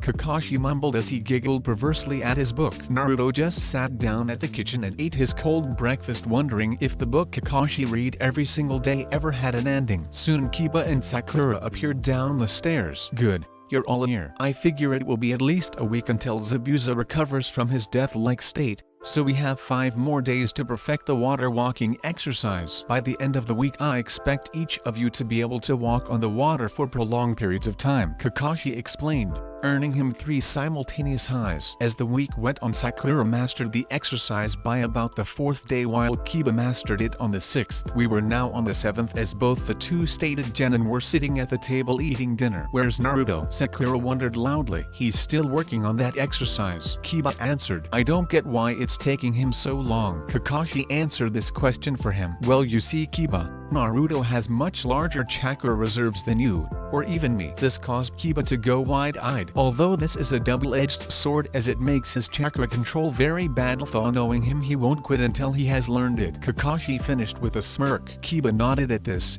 knowing the work antics of his teammate. So Kakashi-sensei, when do you think Zabuza will be back? Sakura questioned the copy nin. If I had to guess, I would say tomorrow or the day after. It has been a week now, Kakashi added as an afterthought. Sakura frowned at this, inwardly scared that the man who had gone toe-to-toe with her sensei would be back with help from a mysterious hunter nin. I guess I'll go look for Naruto now, Kakashi sighed as he stood up and closed his book. Kakashi wandered into the area the team had been training at, to see an exhausted Naruto trying to make his way back to the house. He raised his eyebrow at this. I got it, Kakashi-sensei, Naruto panted as he fell backwards. Kakashi was shocked at this. With the amount of chakra that kid has, I would have figured it'd take him at least another week, Kakashi thought to himself as he looked down to see his student unconscious with a smile on his face. Minato-sensei is so much like you were, Kakashi thought in remorse as he picked up the blonde and shoes and back to the house. The next day, Kakashi,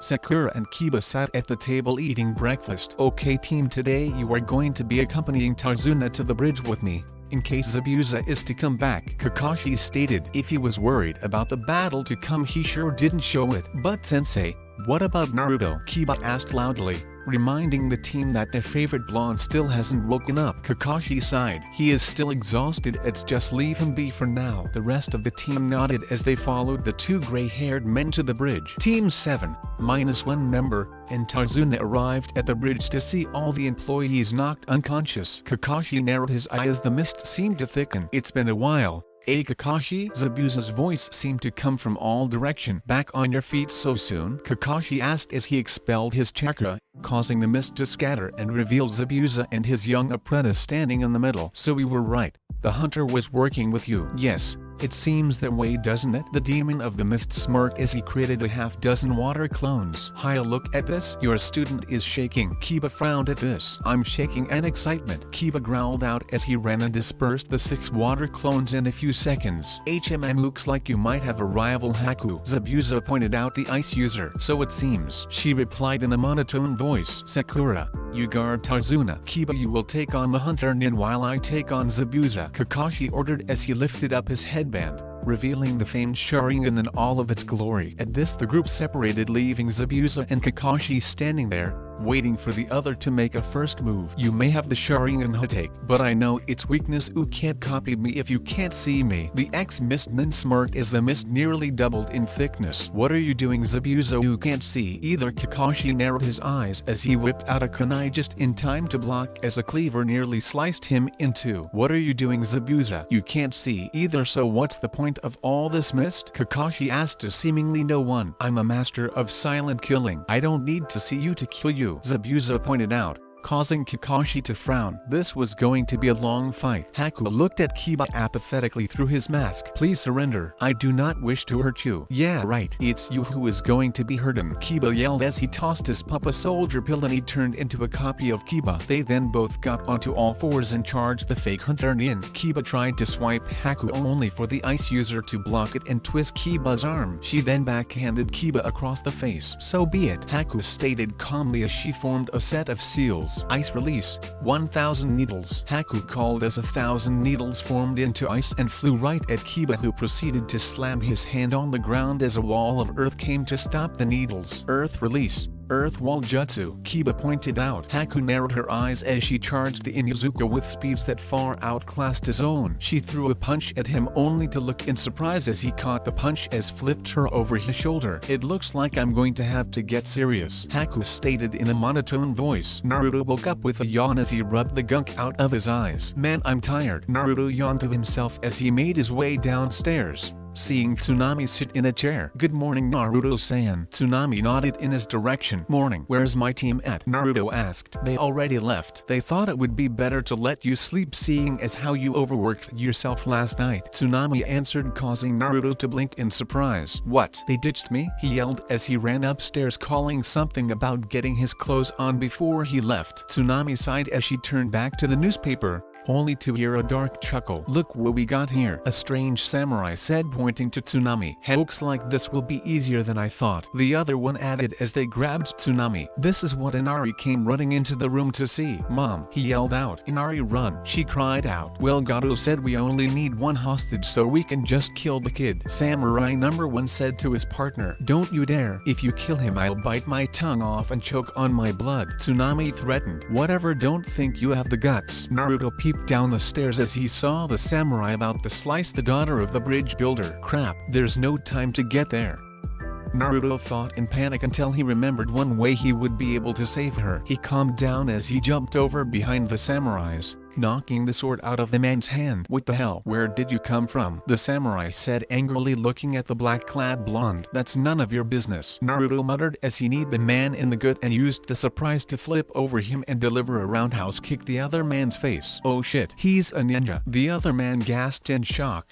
praying for his life. At this, Naruto smirked as he created a couple shadow clones to deal with the men. Thank you so much, Naruto-ni-san. Mom could have died if you didn't kick those guys' butts. Inari ran up to Naruto. Naruto smirked at the affectionate name. No problem. Now protect your mom here. I'm going to the bridge because if someone sent people here there must be trouble there as well, he reasoned as he waved goodbye and ran out the door, intent on saving his team from whatever had happened. Be prepared. This is my ultimate technique, Haku stated as her hand formed into a strange seal. Ice release. Demonic ice mirror. Soon Kiba finds himself surrounded by mirrors of ice. He wondered what kind of an attack this was. His eyes nearly bulged from their sockets after seeing Haku literally step into one. Soon he could see an image of Haku on all of the mirrors. You cannot win, Haku stated matter-of-factly. Kakashi was having a tough time with this battle. It had been a long time since he'd fought someone this tough, probably back when he was in Anbu. Add to that the fact he was literally blind in this fact and you would see why Kakashi was not having the best day of his life. Our student is as good as dead, Zabuza said confidently. Don't count my students out yet. Kakashi narrowed his eyes angrily. You don't understand. Haku has a bloodline limit allowing her to control ice to an astounding degree. With this jutsu she could possibly defeat me. Zabuza trailed off as he disappeared into the mist again. Kakashi growled at his lack of sight once again. Wind release.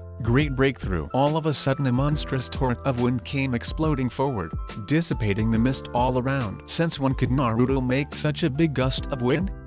Kakashi thought to himself, Uzumaki Naruto reporting for service. Naruto called as he entered the battle. Naruto, go assist Kiba. He is in those mirrors.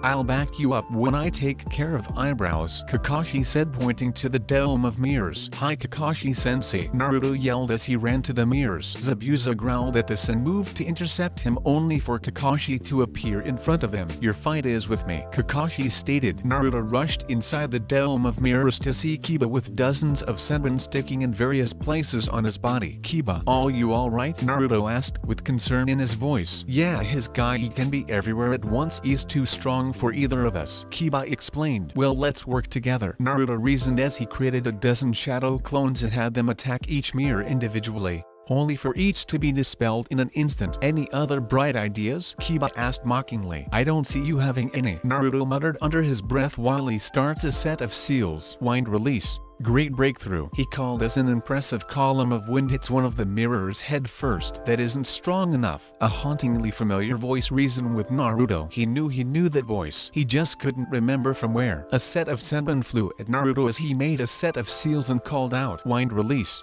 Wind vortex. A vortex of wind surrounded him and knocked the senbon away. He took a second to regain his bearings. Haku noticed him distracted and went in for the kill. I'm sorry Naruto-san, Haku thought as she threw 3 well-aimed senbon towards the thinking blonde. Naruto noticed these too late as he braced himself for the unavoidable. He felt nothing and he opened his eyes to see Kiba lying on the ground, apparently have taken the senbon for him. Kiba, Naruto muttered, on the verge of tears. Why did you save me? He yelled, angry at Kiba for saving him, but most of all angry at himself for being so weak to need to be saved. And Inuzuka always protects their pack. I'm sorry for how we didn't choose to get along, Naruto. I've come to think of you as a very good friend. Please Naruto, don't ever give up. No, you can beat her. Kiba finished as his head lowered. Is this the first time you've lost someone close to you? Your friend was very brave for doing this for you. Haku started but was cut off as a swirl of fiery red chakra erupted from the blonde. Shut up, Naruto shouted as the demonic chakra seemed to shape into a fox over his head. Who is this boy?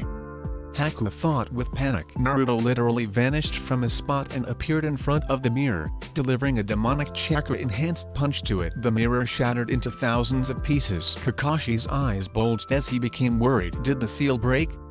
No, it just weakened. Either way, I need to finish this quick, Kakashi thought as he unrolled a scroll and swiped some of his blood on it. Earth release. Fang pursuit jutsu. Kakashi yelled as he waited for the results of his jutsu to take place. He wasn't disappointed as he heard his nin dogs erupt from the ground and latch onto Zabuza's arms and legs. What the? Zabuza yelled angrily. You thought I let you hit me for no reason? I used my blood to track you through the mist with my nin dogs. Now this is the end. Back with Naruto. As the mirror shattered, Haku was sent flying and Naruto appeared in front of her and delivered a punch to her face, shattering her mask. He took a look at her face and the demonic chakra seemed to vanish and Naruto took control again. Haku? Naruto asked, utterly confused. Hi, it is me, Naruto-san. Haku said, I am sorry, Zabuza-sama cannot defeat this boy. He is too strong. I am of no use to you anymore. Why are you working for a guy like Zabuza? Naruto yelled as he pulled his hair out in frustration. Zabuza is my precious person. He cared about me when no one else did. Please Naruto,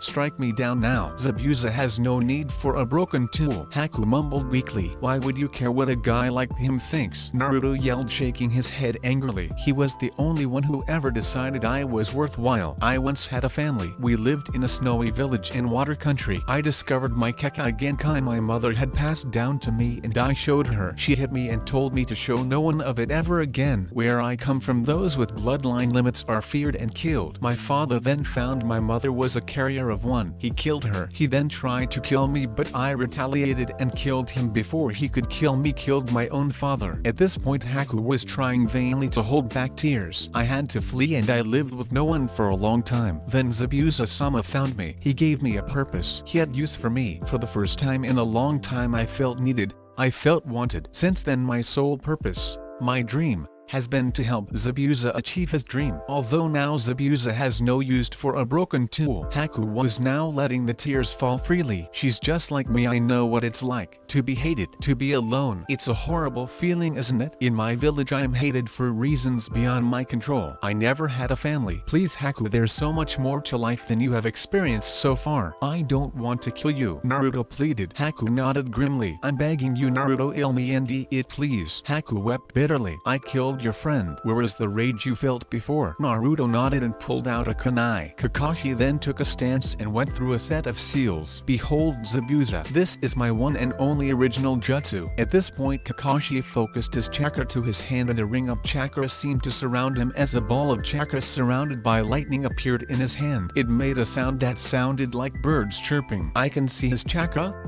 How is that possible? Raikiri, Kakashi yelled out as he charged Zabuza. Haku looked over in shock. He swatted Naruto's hand away. I'm sorry Naruto, it looks like I'm still needed. She then disappeared in an ice mirror. Naruto looked over to see Kakashi charging Zabuza. His eyes widened in shock as he jumped over to Zabuza and jumped away with him, narrowly evading Kakashi's lightning blade. Haku's eye widened as she saw this and she stopped herself as she was just about punctured by the Konohanian's lightning attack. Naruto, what do you think you're doing? Kakashi accused seriously. Kakashi-sensei, you can't kill him. He means everything to Haku and she was about to give her life for him. Naruto yelled defiantly. Kakashi's eyes softened at that. He was now glad that he was part of soaking his blood in the innocent girl's blood. He knew what it was like to lose someone precious to you. It was a fate you wouldn't bestow on your worst enemy. All of a sudden they heard clapping. They turned to see Gato surrounded by an army of thugs. Some demon you are Zabuza, not even being able to handle a couple of pansy leaf ninja.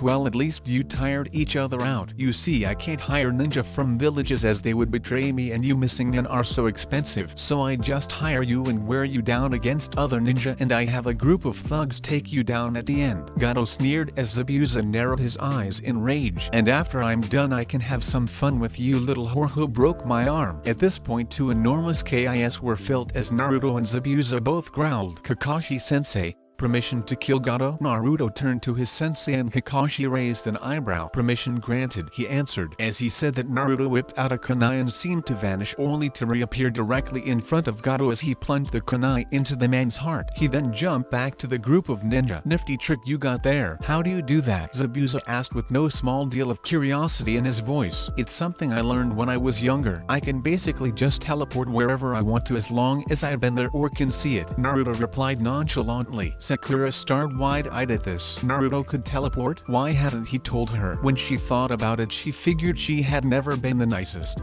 Hell, she had never even been nice to the blonde-haired boy. She made a vow to treat the blonde nicer from now on. That is, if they made it out of here. Hey, he killed our meal ticket. Let's get him. One of the thugs yelled as the rest roared in approval, only to see a bolt hit the ground in front of their group. They turned to see a large group of villagers with weapons of all sorts lead by Inari. No way you're gonna kill the saviors of this country. One man yelled as the rest agreed. Well, we'll just have to kill them all. The same bandit yelled. Naruto seeing this put his hands into a familiar cross-shaped seal. Shadow clone jutsu, he yelled as 30 other black-clad blondes stood beside him. Kakashi and Zabuza followed suit and created 10 of their own clones. This scared the crap out of the bandits. Run away, one yelled as the group retreated into the forest. Naruto moved to stop them but was halted when he felt a firm hand on his shoulder. He turned to see Kakashi who just shook his head. Kakashi turned to Naruto. Where is Kiba? He noticed Naruto's eyes suddenly looked down and he started to shake. He's dead. He took a senbon aim to kill me. Naruto replied shaking. Kakashi's head lowered at this point. Another dead comrade. Actually Haku piped in causing the 3 depressed Konohanian to look at her. I didn't kill him. I merely put him in a death-like state from which he should wake up from right about. Haku said as they heard groaning and turned to see Kiba stretching out. You never did have the heart to kill. Zabuza mused. I'm sorry Zabuza-sama, Haku muttered,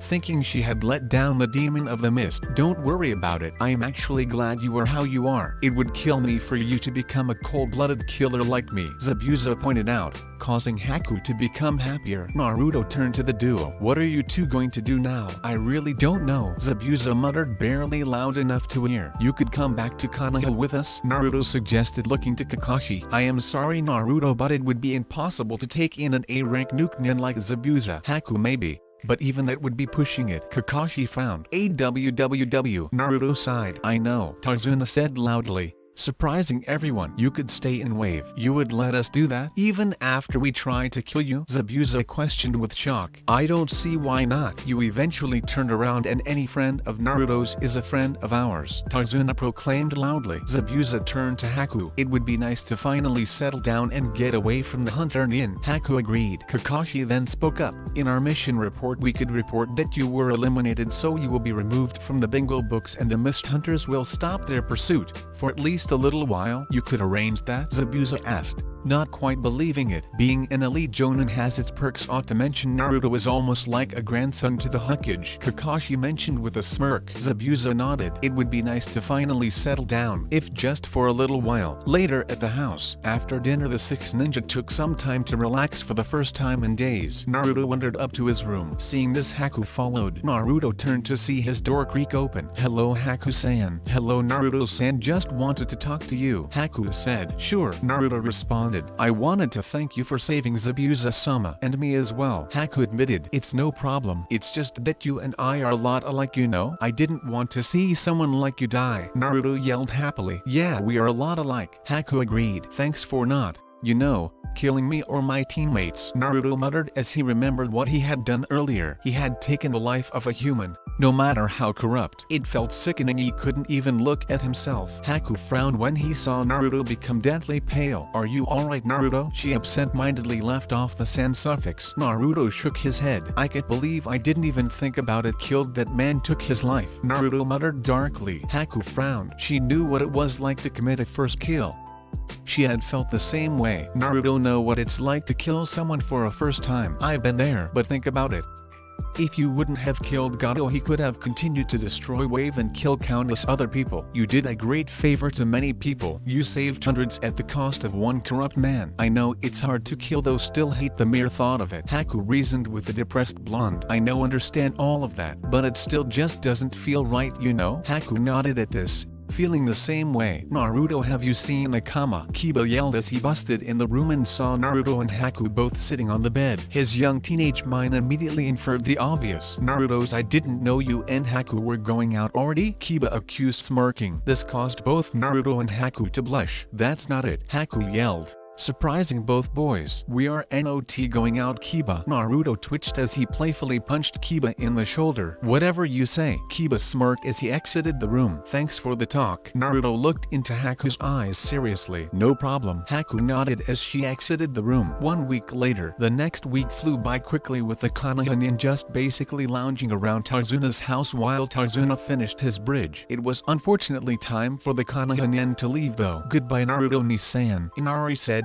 holding back tears. You don't need to cry, Pipsqueak. Crying doesn't help anything. Naruto was also on the verge of tears, finally meeting people he considered family and having to leave so soon. Goodbye Kakashi-san, Sakura-san, Kiba-san, Naruto-san. Tsunami called. Goodbye. They all called back. See ya Cyclops, Doggy Boy, Pinky, Short Stuff. The demon of the mist called goodbye in his unique way. Goodbye Naruto. Haku smiled warmly at the blonde-haired boy. Naruto gave her his foxy grin. See ya Haku. See ya Tarzuna. See ya everyone, Naruto yelled as they left down the bridge. Now all we need is a name for the bridge, a random villager mused. I know. How about the Super Tarzuna Bridge? Tarzuna asked seriously, earning him glares. Inari then spoke up. How about the Great Naruto Bridge? Inari asked as everyone cheered. The Great Naruto Bridge it is, Tarzuna yelled as the entire village erupted into cheers and roars of approval. It looked like our favorite blonde was on his way to becoming a legend. No one had a doubt on their mind that he would do great things. Back in Konoha, Kurenai was currently teaching her 3 genin, Sasuke, Hinata and Shino, how to climb trees without the use of hands when an Anbu arrived. What can I do for you, Anbu-san? Kurenai questioned. Uchiha Sasuke, if you will please follow me to the Hokage's office, the Anbu said, causing Kurenai to mentally let her guard down.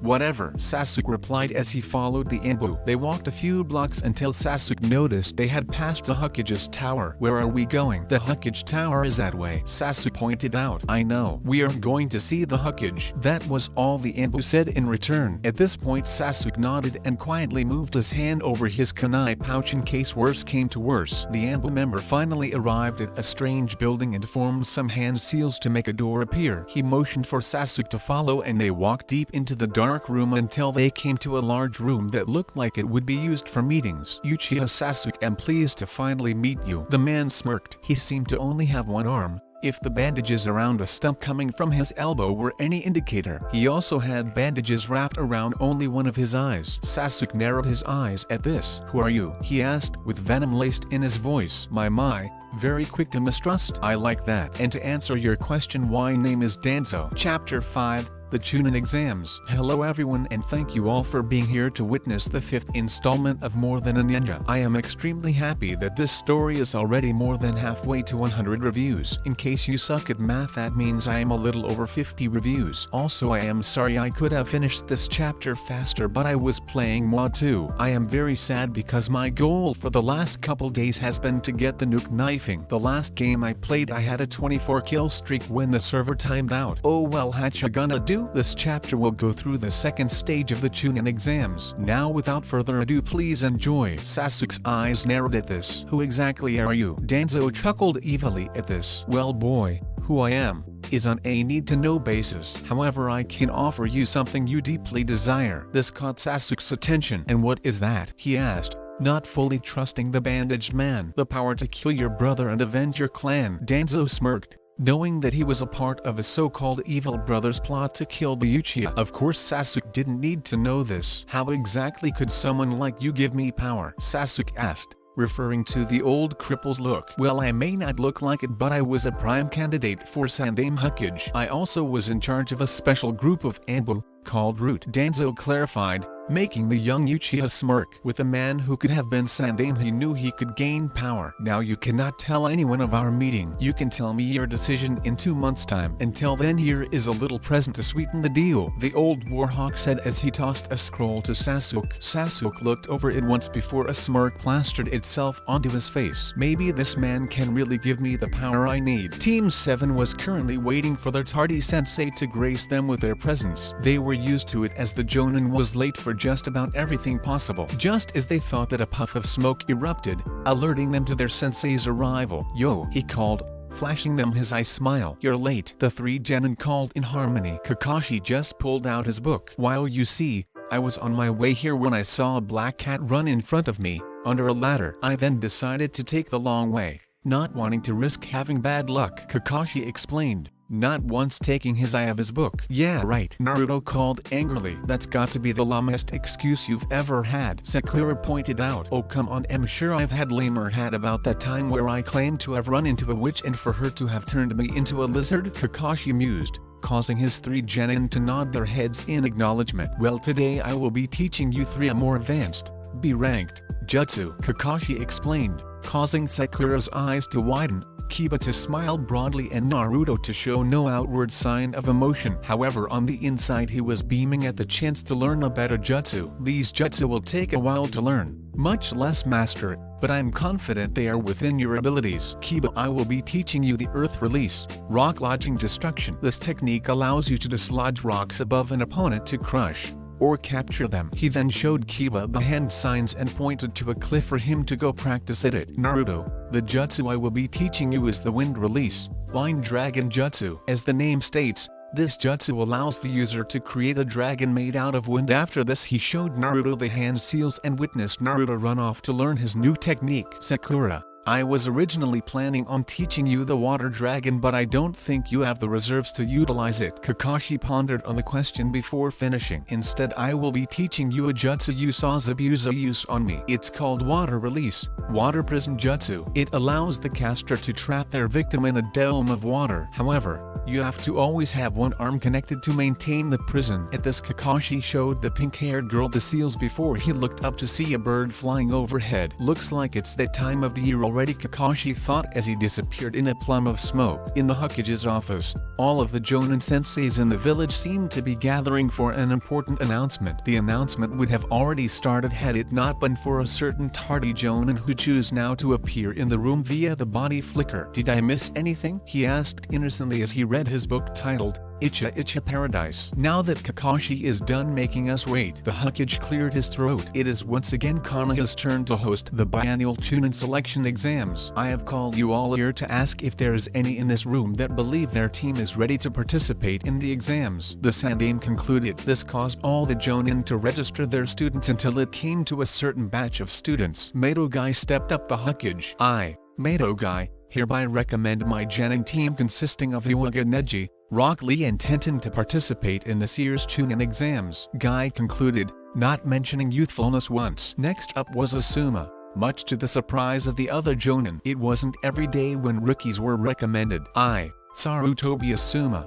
do hereby recommend my team consisting of Yamanaka Ino, Narushikamaru and Akimeki Choji to participate in the exams." The smoker finished as he took a long drag from his cigarette. Next Kurenai came up the desk, making some of the Jonin think there was some kind of competition going on between the rookies. Jonin sensei: "I, Yuhi Kurenai, hereby state that my team consisting of Iwaga Hinata, Uchiha Sasuke, and Abraham Shino are ready for this year's Chunin selection exam." Some of the Jonin nodded their heads at this, knowing that a team stacked with an Uchiha and a Hyuga was bound not to disappoint. Next the ever-lazy Kakashi stood up. "I, Hate Kakashi, recommend my group of Genin consisting of Uzumaki Naruto, Inizuka Kiba and Haruno Sakura to participate in the Chunin exams this year." He finished as he closed his book. Hearing this, Naruto stood up angrily. He had been getting steadily angrier as each rookie team was announced. "Hold up, I taught most of these kids personally and I don't know if they're ready for the Chunin exams. They just graduated, for God's sake," Iruka yelled. Thinking of one student in particular, Kakashi merely looked at him indifferently. "I became a Chunin when I was more than 4 years younger than Naruto," he went off. "You can't compare him with yourself, Kakashi." Iruka started, only for the masked Jonin to interrupt him. "And besides, as soon as these 3 Genin became part of my team, they are no longer your students,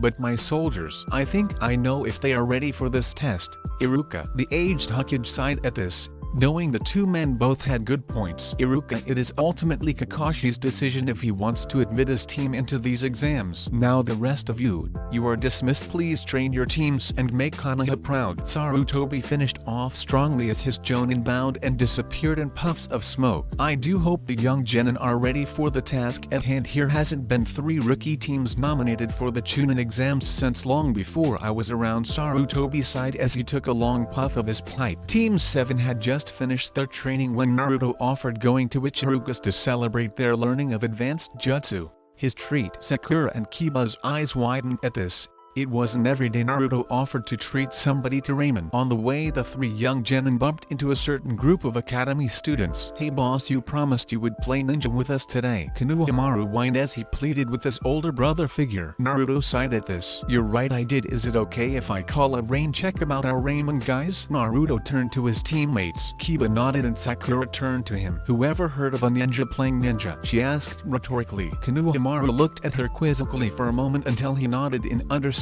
"Hey boss, is that your girlfriend?" he asked, pointing his thumb towards Sakura. "No." Naruto and Sakura yelled at the same time. Udon whispered to Konohamaru and he giggled for a second until he turned back to the group. "Well, that's good. I know you could do way better than this flat chest skank," he pointed out innocently. Sakura's eyes glowed white and a tick mark appeared on her head. "What did you just say?" she asked maliciously. "Run," Kiba spewed out as the 3 young children took off in a cloud of dust, followed by an enraged Sakura and a sympathetic Naruto. Konohamaru continued to blindly run until he bumped into something hard, knocking him on the ground. "Hey, watch where you're going," the man yelled as he picked up the young boy by his shirt. This man looked to be about Naruto's age and he seemed to be wearing a black jumpsuit with cat ears. He also seemed to have strange purple makeup on his face. Naruto couldn't help but notice a blonde beauty standing next to him. She wore a light purple shirt with a mesh top underneath it. She had a similar colored short skirt and had her dirty blonde hair tied up into 4 ponytails. What further intrigued Naruto was her large battle fan,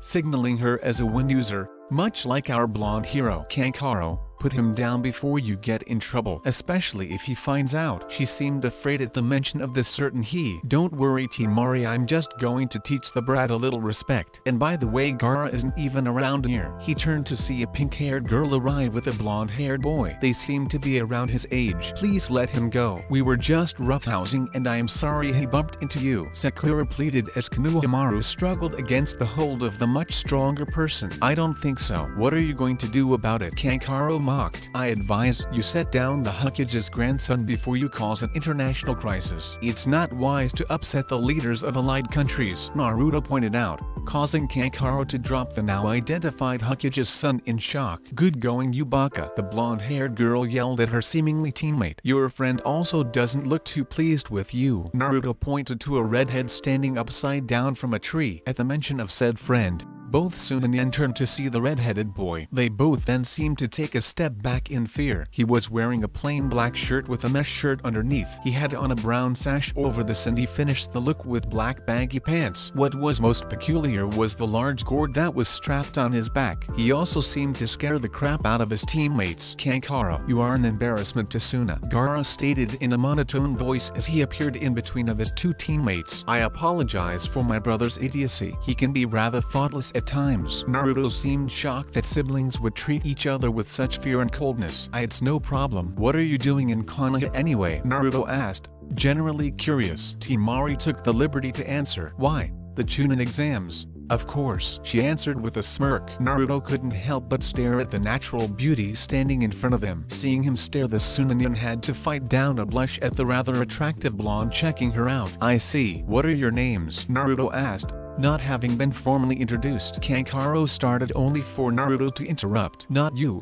I was talking about your lovely sister and your rather cold brother. At this the blonde looked rather surprised, having never really been flirted with before. No one really wanted to be associated with anyone related to Gaara. Not that she could blame them. Gaara answered first. My name is Sabuka no Gaara. This is my sister Temari. What are your names? He asked. Naruto couldn't shake the feeling that this guy was more than meets the eyes. Something about him seemed familiar yet at the same time absolutely terrifying. My name is Uzumaki Naruto and this is my teammate Haruno Sakura. Naruto answered, trying to calm himself down. Gaara was also interested in the blonde. He would prove his existence and please his mother very well. I look forward to facing you in the exams. With this he turned and motioned for his siblings to follow suit. The blonde girl, Temari, winked at Naruto and turned around. Do you think Kakashi-sensei will enter us in the exam? Sakura asked. I don't know. I would guess he would though, seeing how we have completed the minimum amount of missions and he just recently sprung a B-rank jutsu on us. Naruto reasoned as he waved goodbye to his teammate and walked home. He couldn't stop thinking about the three strange Sunanen he had just met. If it was intoxicating blonde girl,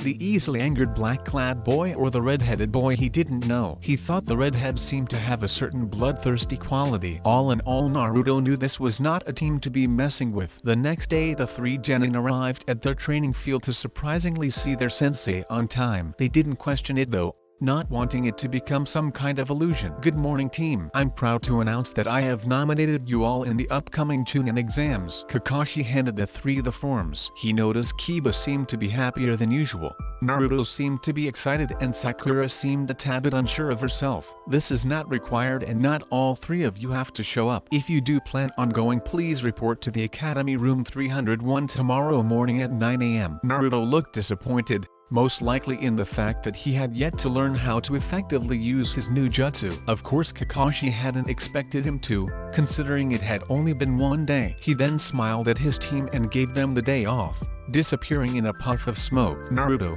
Kiba and Sakura walked home all wondering what the future would hold for them. Naruto woke up early the next morning, too excited to sleep in. He quickly finished his morning rituals and made his way to the academy. On the way he met up with his two teammates, smiling at them as they joined him in his walk. So you guys are doing it? Naruto asked. Course I am. Was there ever a doubt? Kiba challenged cockily while Sakura just nodded her head as they made their way to the academy. They walked up 2 flights of stairs when they saw a group of genin surrounded a door labeled 301. Sakura immediately realized it was a genjutsu. due to only have tracked 2 sets of stairs. She silently asked her team if they should bring that fact out into the open. She saw Kiba shake his head no as they proceeded up to the 3rd floor, barely missing the commotion a certain Uchiha was about to cause. They arrived at the door labeled 301 and were surprised to see their sensei standing there lazily reading his book. "Glad to see you all made it.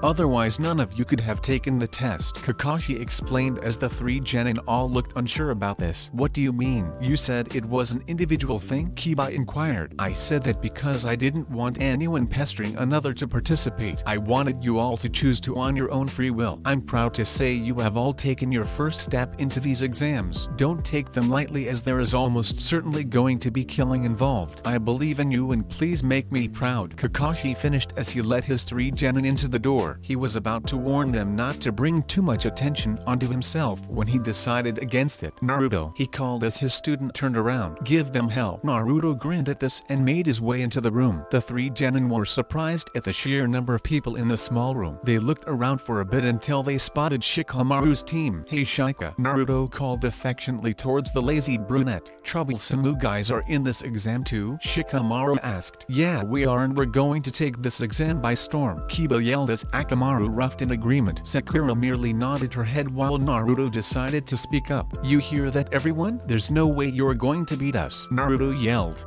causing the rest of the room to glare at him. Naruto merely shrugged off the ki. After all, his abuses had been much worse. Soon enough Team 8 walked in and Sasuke appeared to have recently been in a fight. "Sasuke-kun, you made it," Ino yelled as she groped the brooding Uchiha. Sakura glared at the offender. "Knock it off, Ino pig, Sasuke-kun is mine," she yelled. Naruto and Kiba sighed at this. They had thought her fangirl days were over. "You guys made it too?" Kiba asked towards the shy Hyuga and quiet Abraham. "Indeed, our sensei nominated us to participate in this exam," the quiet boy muttered, causing Shikamaru to groan out. "Troublesome." As the rookies were talking, an older looking man wearing a set of purple clothes walked up. "You rookies may want to keep it down. It seems you have made a lot of enemies." The 9 genin looked around to see the rest of the room glaring at them. However, a certain sand team seemed to be indifferent about the whole thing. They all shrugged sheepishly, while all of them expect for the every quiet Shino and Sasuke. "Who are you?" Naruto asked. "My name is Kabuto. I've taken this exam a fair amount of times." "How many is that?" Choji asked through a mouthful of chips. 7 to be exact, the glasses-wearing man replied. "You must suck." Kiba put it bluntly. "Well, you'd be surprised how hard these exams can be. But it isn't all bad, as I've been able to collect a lot of information from my ninja info cards." "Do you care to know anything about anyone participating?" Kabuto asked. Sasuke was the first to voice his suggestion. "Rock Lee of Konoha." Naruto soon followed. "And that team from Suna?" Kabuto merely scoffed. "You know their names? That's too easy." He shuffled through his cards until pulling out one and adding chakra to it to show a picture of Lee. "Rock Lee is a genin 1 year older than you guys. His mission record is 31 D ranks and 13 C ranks. Wow. His taijutsu is off the charts while his nin and genjutsu are non-existent." He finished, causing Sasuke to frown. "Let's see, here we go. The Suna team consists of Sabuka no Temari, Sabuka no Gaara and Sabuka no Kankara. It says here they are the Kazekage's kids. As a team they have completed 13 C rank missions and WoW 1B ranked. As individuals it says that Temari specializes in wind ninjutsu, using her fan to project wind attacks at her opponents. Kankaro seems to be a puppeteer, using advanced chakra control to control his puppet. The third one, Gaara, doesn't seem to have any information, although it says he's returned from all of his missions unscratched. Kabuto took a breath. That is a very impressive record. They seem to be one of the top teams in this exam. Naruto was inwardly impressed at the record of the Suna team, especially considering the redhead hadn't even gotten a scratch. "Who are those people over there with the musical notes on their heads?" Ino asked with surprise. "Oh, those? Well, they aren't anything to worry about. They are from a new village called Otogakure. The village hidden in the sounds. The village is fairly new, so I wouldn't worry about them all too much." Kabuto finished as he noticed the sound genin charging him. He smirked as he dodged a punch aimed at him from the bandaged nin and smirked at the effortless dodge. His eyes widened when all of a sudden his glasses broke and he landed on his hands and knees and puked. "It will teach you to badmouth Odo," a brown-haired girl growled, and another boy was about to continue until the doors busted open revealing a group of chunin with a man wearing a black trench coat coat on the middle. He had a bandana-style headband and had numerous scars running down the length of his face. There will be no fighting before the exam. Do you want to get disqualified, Oto Genin? He asked in a deadly voice as he flooded the room with his killing intent. The Oto Genin gulped and the seemingly leader answered, "No sir, I'm sorry, we just get riled up when agitated," he explained as the proctor blew his excuse off. "Now everyone please line up in single-filed lines and take a number out of this box. This will be the seat you are assigned to." After the scarred special Jonin said this, the Genin all followed suit and were soon in their respective seats. Naruto noted his was right next to Hinata's. "My name is Morino Ibiki." "Okay you little worms, this is the first exam of the Chunin exams and it's going to be a written test." As he said this he heard loud groans coming from all but a certain pink-head and pineapple-haired Genin. "Quiet. As I was saying, this test will have a total of 10 questions. Each person will start out with 10 points and will be deducted 1 point for each question they get wrong. If you are caught cheating you will automatically be deduced 2 points. That means if you are caught 5 times you and your team is out. You have 45 minutes to complete the first 9 questions, and the last question will be given when there are 15 minutes left. Now I wish you all good luck. You are going to need it." The intimidating proctor murmured. The last part is all. The young ninja started vigorously working on their test. Sakura wasn't worried. She knew she could probably get enough points to pass even if either of her teammates screwed it up. "Oh, and by the way, if any of you or your teammates gets a 0 you automatically fail," Ibiki growled out as the young Genin looked shocked. Kiba and Naruto couldn't shake the feeling someone was glaring a hole in the back of their heads. Naruto looked over the questions, trying to find at least one he could answer. "Darn it, these questions are impossible. I could fail though, otherwise I'll hold Kiba and Sakura back to Abe if I cheat. But wait, then I could get marked 2 points down." The blonde Jinchuriki thought with a frown. Then it hit him. 2 points? Every time I've ever taken a test if you got cheating you'd automatically fail. ND, these questions seem way too hard for anyone but maybe Sakura to answer. Get it? We have to cheat. Naruto mentally patted himself on the back at this conclusion. He heard a few barks and figured Kiba had caught on as well. He lazily yawned and stretched his vision to see various other members cheating as well. His only problem was he didn't have a special bloodline or even a jutsu that would help him cheat. He immediately browsed his brains for ideas and was surprised when he heard a low whistle and turned to see a kunai impaled the person sitting in front's paper. Number 43, fail. Numbers 44 and 45, fail. The proctor called out as the Genin yelled in outrage, only to be silenced with a concentrated burst of killing intent. Naruto gulped. He'd have to cheat stealthily. Unfortunately he was more of a run-in and kick-asses type of guy. Of a shadow clone. He quickly threw that idea out as the proctors would see the puff of smoke. Hundreds of ideas soared through his head, all being thrown out. In the next 40 minutes, he causally glanced at the clock to see there was only 3 minutes left until the final question. Crap, he'd have to put it all on the final question. Ayano,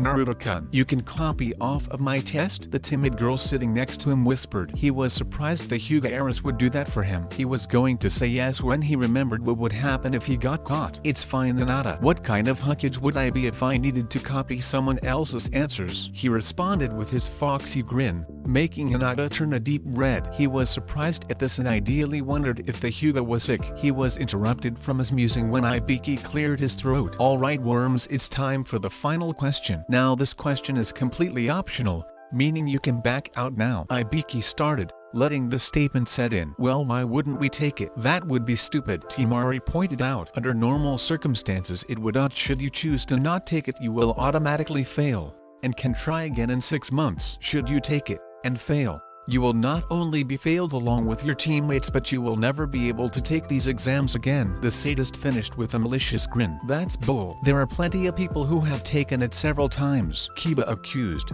thinking of Kabuto who had apparently taken it 7 times. "Well, tough luck. This year it's my rules." That was all Ibiki replied. After these words people began raising their hands like crazy. Soon the room was half of the normal capacity. Naruto knew he wouldn't back down from this but was slightly worried about his teammates. He glanced over to see not only Sakura preparing to raise her hand but inwardly noted that Temari was thinking about it as well before resolve set on her face and she put it down. Naruto decided it was time to make a stand. He slowly rose his hand up. No way Naruto was backing down? Sakura thought worriedly. What? Why would he back down so early? Was he all talk? the Sand Maiden thought, with a hint of worry. She continued to watch only for Naruto to slam his palm onto his desk with a look of renewed vigor upon his face. "You don't scare me. There's no way I am going to fail this after coming so far. Even if I stay a genin forever, I'm still going to become Hokage," the blonde yelled with complete confidence in his statement. Ibiki blinked and rubbed his eyes, seeing an image of his late leader standing beside the blonde. "Nice talk, kid, but is there anyone else here that wants to back down?" Ibiki inwardly cursed, seeing no one else raise their hands. "This kid sure would make a fine leader." "Well then, to the rest of you who pass." His words seemed to lighten at this. What was the point of the last question then? Or even the first 9? Sakura yelled, angry at having all her time wasted. "That's easy. Times as a chunin there are times where you are given a mission, not knowing much information at all." He started as he slowly took off his bandana, revealing very harsh-looking scars. He saw looks of disgust flash through the remaining genins' faces. "But can you simply not do it?" "The answer is hell no. You could refuse the mission." To answer your other question, the first 9 questions were to test your information-gathering skills. Those were questions mere genin shouldn't be able to answer. We had placed 4 plants stationed across the room,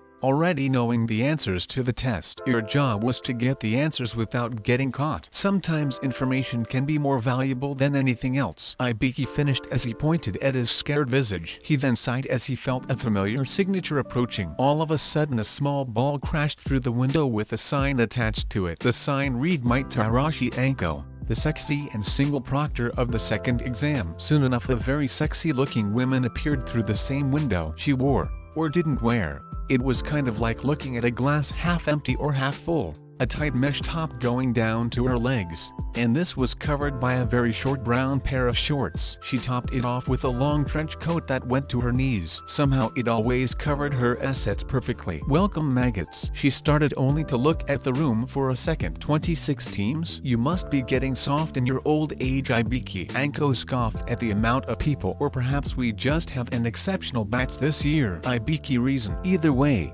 I'll cut them down by at least half." The purple-haired woman grinned as she continued, "Now meet me at training ground 44 inches 30 minutes, and don't be late," she yelled as she disappeared in a puff of smoke. Naruto gulped, not knowing if he should be attracted to the woman or absolutely terrified of the woman. He decided on the latter. He soon got up and followed his team out the door. Ibiki was walking around the room collecting tests when he stopped at a certain blonde-haired boy's desk. "Are you joking me?" He didn't even answer a single question. "Just who are you?" "Uzumaki Naruto." Team 7 soon arrived at training ground 44. Nicknamed the Forest of Death. They saw the rest of the teams had already arrived and waited patiently until the crazy proctor arrived. "Good to see you all made it. As you probably already know, my name is Might Tarashi Anko. I will be in charge of this part of the exam. This next part will be survival training." Literally, most of the genin visibly shook at this mere word. The tone behind it seemed deadly. "Each of you will start out with 1 scroll, a heaven or an earth," the purple-haired woman said as she held up one of each. "The goal is to get the opposite scroll in any way possible. This, of course, includes killing. Now will you all please sign a release form stating that if you die it was your own fault?" The tone the strange woman used in her voice seemed almost innocent. LMOST. Naruto walked into the booth with his team and they were handed an earth scroll. "So we need a heaven scroll, huh?" Anko then gave each team a different gate to start at. When they were all situated properly, she yelled over the loudspeakers, "Begin." As soon as that word uttered from her mouth, the gates flew open as dozens of genin darted in, ready for anything. "So what's the plan?" Ino asked towards her lazy teammate. "Well, I guess we should probably get Earth Scroll." Shikamaru mused out loud, causing Ino to twitch. "Of course we need an Earth Scroll, you baka. I meant, how are we going to get one?" she screamed as she flailed her arms. "Well, first things first. I don't think we should attack any of the other rookies, or the team 1 year ahead of us. And definitely not the Sunanin," Shikamaru explained. "Well, I get why we wouldn't go after Team 8 because they have Sasuke and 2 other clan heirs, but why wouldn't we go after Forehead's team? They seem to have the weakest of all the teams," Ino offered. Choji shook his head at this and spoke through a mouthful. "They have the Hate Kakashi as their sensei.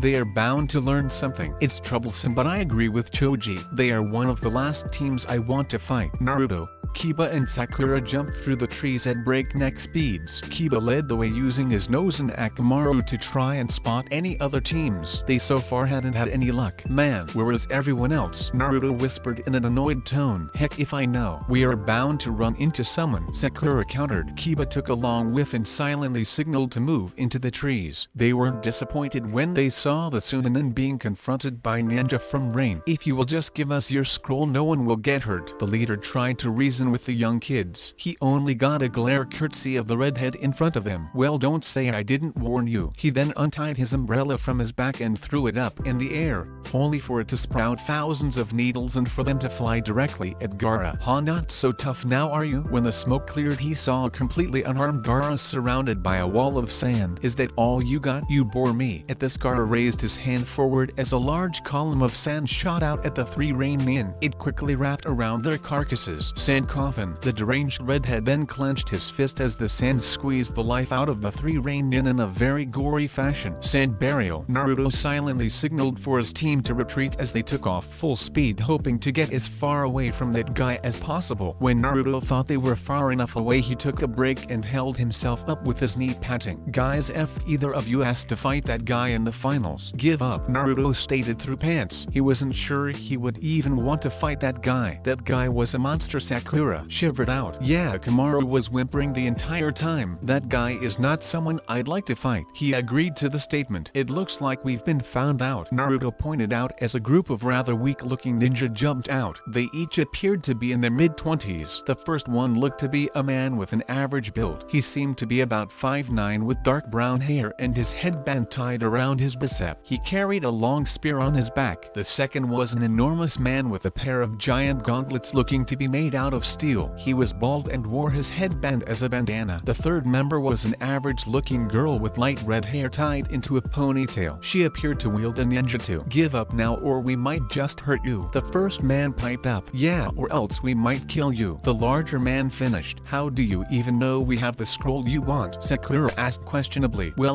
we don't, but either way we might as well get rid of the competition, the larger man yelled again, causing Sakura to scoff at the apparent lack of a plan. I'll take the blonde pipsqueak. Soon enough he charged said blonde and tried to punch him, only for Naruto to flip over the punch and land a roundhouse kick onto his opponent's kick. He smirked at his opponent's apparent lack of any common sense. No wonder you're still a genin who suck, Naruto pointed out, trying to egg his opponent on. Why, you little brat. He then formed a set of hand seals and called out, water release, water drill jutsu. After the large man said this, a speedy bullet made out of water went flying towards Naruto, who quickly after regaining his bearing dodged and sent a trio of shuriken at the larger man. The giant just merely blocked them with his gauntlet, only for one of them to poof into a Naruto clone who delivered a jab at his neck, effectively knocking him out. Kiba was left facing the smaller man who used a spear for a weapon. Come on, let's see what you got. He then raced through some hand signs. Earth release, earth spear jutsu. With this call, Kiba reached his hand into the ground and pulled a long spear made of earth. You think you can beat me at my own game? The man taunted as he lunged towards the younger boy, taking advantage of his longer reach to quickly try and hit Kiba with the flat end of a spear. Expecting this, Kiba dodged to the side and quickly slashed at his enemy's face with his claws. The older man barely dodged and they continued trading blows with their spears until the older man began a long set of hand signs. Kiba didn't want to see the end of the set of hand seals, so he quickly nodded his head as there was a loud call of fang over fang as Akamaru come crashing into the spear-wielding man, knocking him out cold. Sakura was staring down his opponent, looking for weaknesses. You aren't a real ninja. I bet you care more about your hair than you do about your training, the older woman mocked, causing Sakura to growl. She then remembered her training and started a set of seals. Water release, bullet jutsu. She then took a big breath as she exhaled a bullet of water, ramming right into the torso of her opponent. The sword wielder was caught off guard at the sudden attack and was sent flying into the nearby river. She then noticed the water seemed to become heavier as she heard Sakura mutter, water release, water prison jutsu. She was then caught in a dome of chakra. She knocked the older woman out and returned to her teammates. Hey guys, I found a heaven scroll. Kiba yelled in joy as he showed his team the acquired scroll. He smirked at the ease of this exam so far. Maybe if the older team hadn't been so overconfident they would still be fighting. As he went over this in his head, he was completely unaware of the trouble Team 8 was currently in. Sweet, let's head to the tower now, Naruto chirped happily as Sakura tied up the 3 other genin. They were soon traveling through the forest at blinding speeds as they tried to make it to the tower without being noticed. Man, hi, can't you just jump us there? An annoyed Kiba grumbled out. It's not that easy. The only places I can jump are places I've been or can see, Naruto explained, earning him another groan from the board in Yuzuka. Naruto suddenly stopped on the tree, causing Sakura to bump into him and Kiba to quickly plant his feet in the tree. Why did we? Sakura started. She looked on in shock when 2 dark-clad figures emerged from the shadows. Naruto quickly reached for a kunai. Who are you? The larger man removed his hat, revealing blue shark-like skin and gills. He also had razor-sharp teeth. The second man removed his hat to reveal raven-colored hair tied into a short ponytail with a fully mature red Sharingan. He also had 2 distinctive lines under his eyes. My name is Uchiha Itachi, and my partner is Hoshigaki Kisame. I'll give you one chance to come with us now and nobody will get hurt. The 2 figures wore black cloaks going down to their knees with red clouds on them. That's the end, guys. Make sure to like and subscribe and leave a comment. This is Maelstrom signing off.